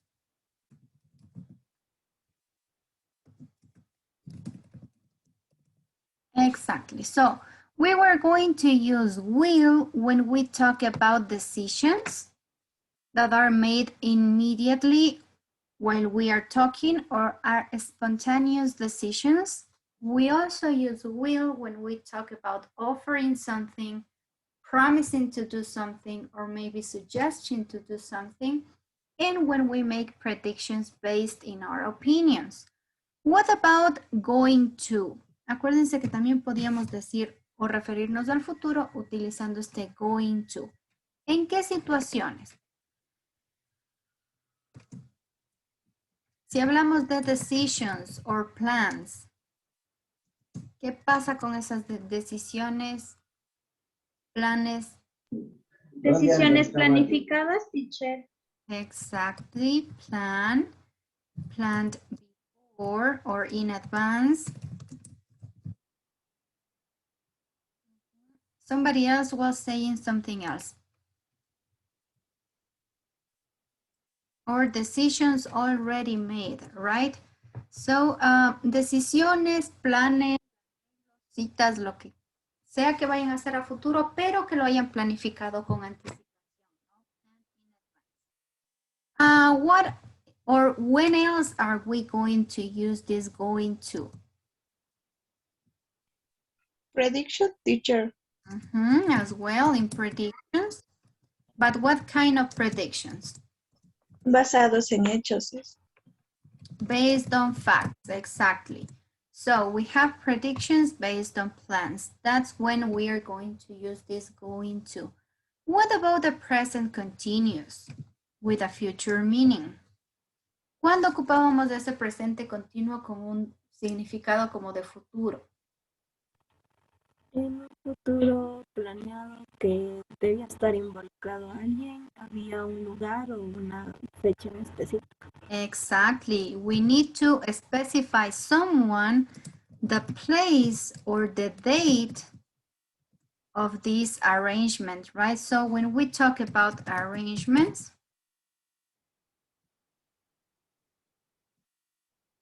future, in a near future, when we specify the person or someone who is involved, the place and the date, that's when we can use this present continuous with a future meaning. For example, let's say Cynthia is playing tennis this Friday noon, let's say that. So I'm specifying the person, in this case is Cynthia, who's going to play this Friday at midday, right? Or at Cynthia va a jugar tenis con un significado de futuro, no dice jugando, sino va a jugar. Va a jugar tenis el viernes al mediodía, ¿cierto? Estamos hablando de un plan en un futuro muy cercano. So, before my internet runs down, because it says that my connection is a little bit unstable, I'm going to explain you guys how it's going to be your classwork today. What are you going to do now? You're going to develop the following exercise. I'm going to share with you the link so you can as well start completing this Google form. But first I want to explain you what are you going to do, okay? So what we have here is a classwork, the basic classwork that we do every single class. And you're going to use future tenses, okay? Future forms. Here you have specifically which form you have to use. For example, in the first case, we have will. So we're going to complete the next sentences using this future form with will. How would it be the first one? ¿Cómo nos quedaría la primera? If we use will or want.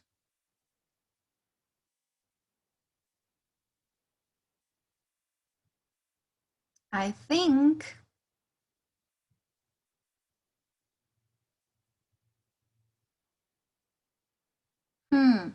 ¿qué verbo ocuparían aquí en este caso? Creo que yo un trabajo en la industria del cine cuando acabe la universidad. What do you think? Like we? Okay, I will, definitely. Yo voy a... ¿Qué verbo elegirían ustedes de los de la cajita? Get. Exactly, get a job, right? I think I will get a job in the film industry when I leave university, okay? So here we have the example of the first exercise, ejemplo de la primera parte, ¿no? Utilizamos will. ¿Qué pasa con la segunda parte? Now we're going to use going to. Sí, vamos a ocupar el going to. ¿Cómo completaríamos o cómo nos quedaría esta primera oración? The film was brilliant. La película estuvo brillante. Yo voy a comprar, ¿cómo diríamos?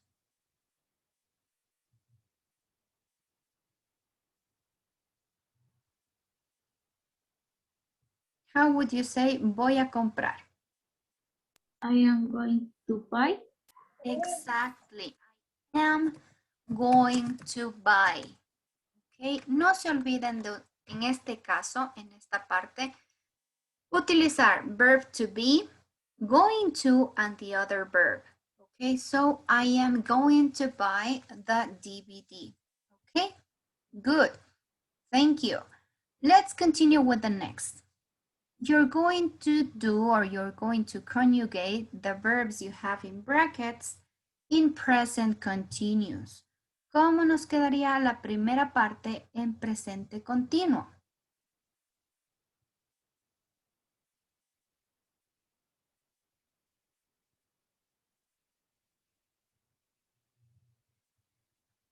I doing.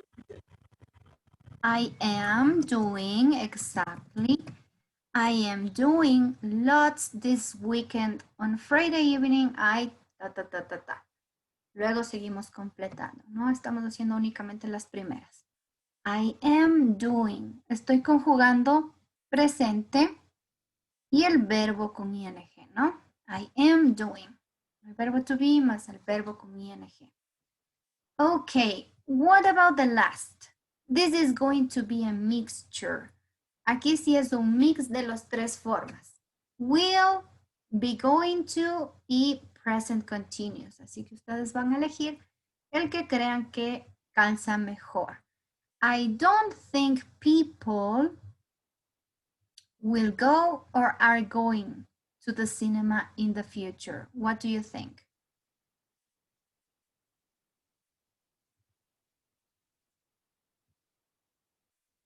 Will go or are going?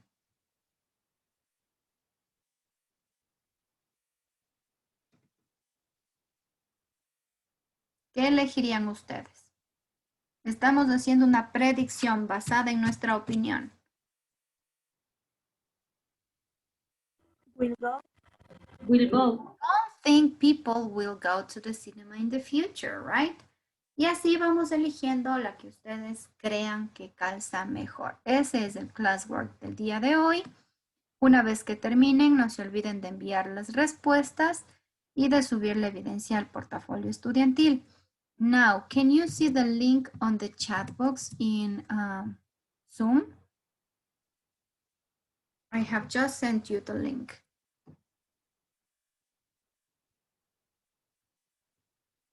Can you see the link, guys?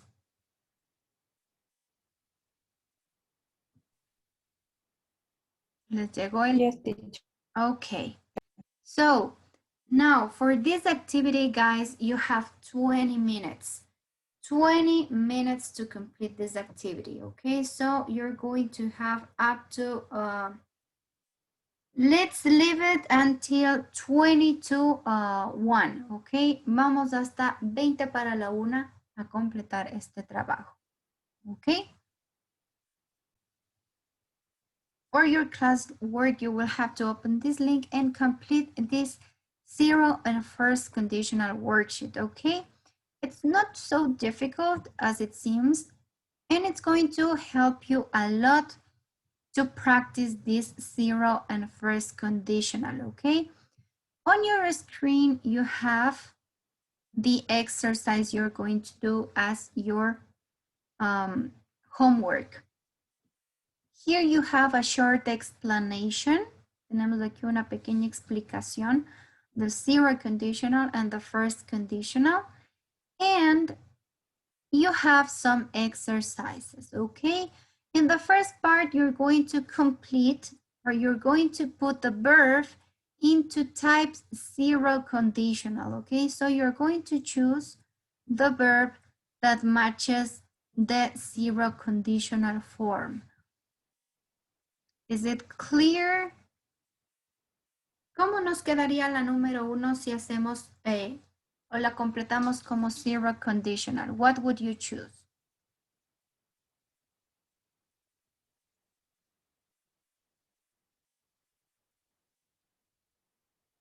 Eat or would eat? Eat. Ok, exacto, presente. Y la segunda parte que iba en el 0 conditional. Are getting or get?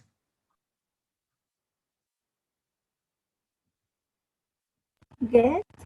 Get, exactly. Acuérdense, y tienen ustedes arribita nomás la explicación. Presente simple en la primera cláusula y presente simple en la segunda. Ese es el tipo cero, zero conditional, okay? So it's not so difficult. That's the first part you have to do. The second part, you will have to match the sentences. So you can have a zero conditional as well. Sí, vamos a formar zero conditionals, pero esta vez tenemos que unir. ¿Cómo nos quedaría la número 1? ¿A qué le unirían ustedes?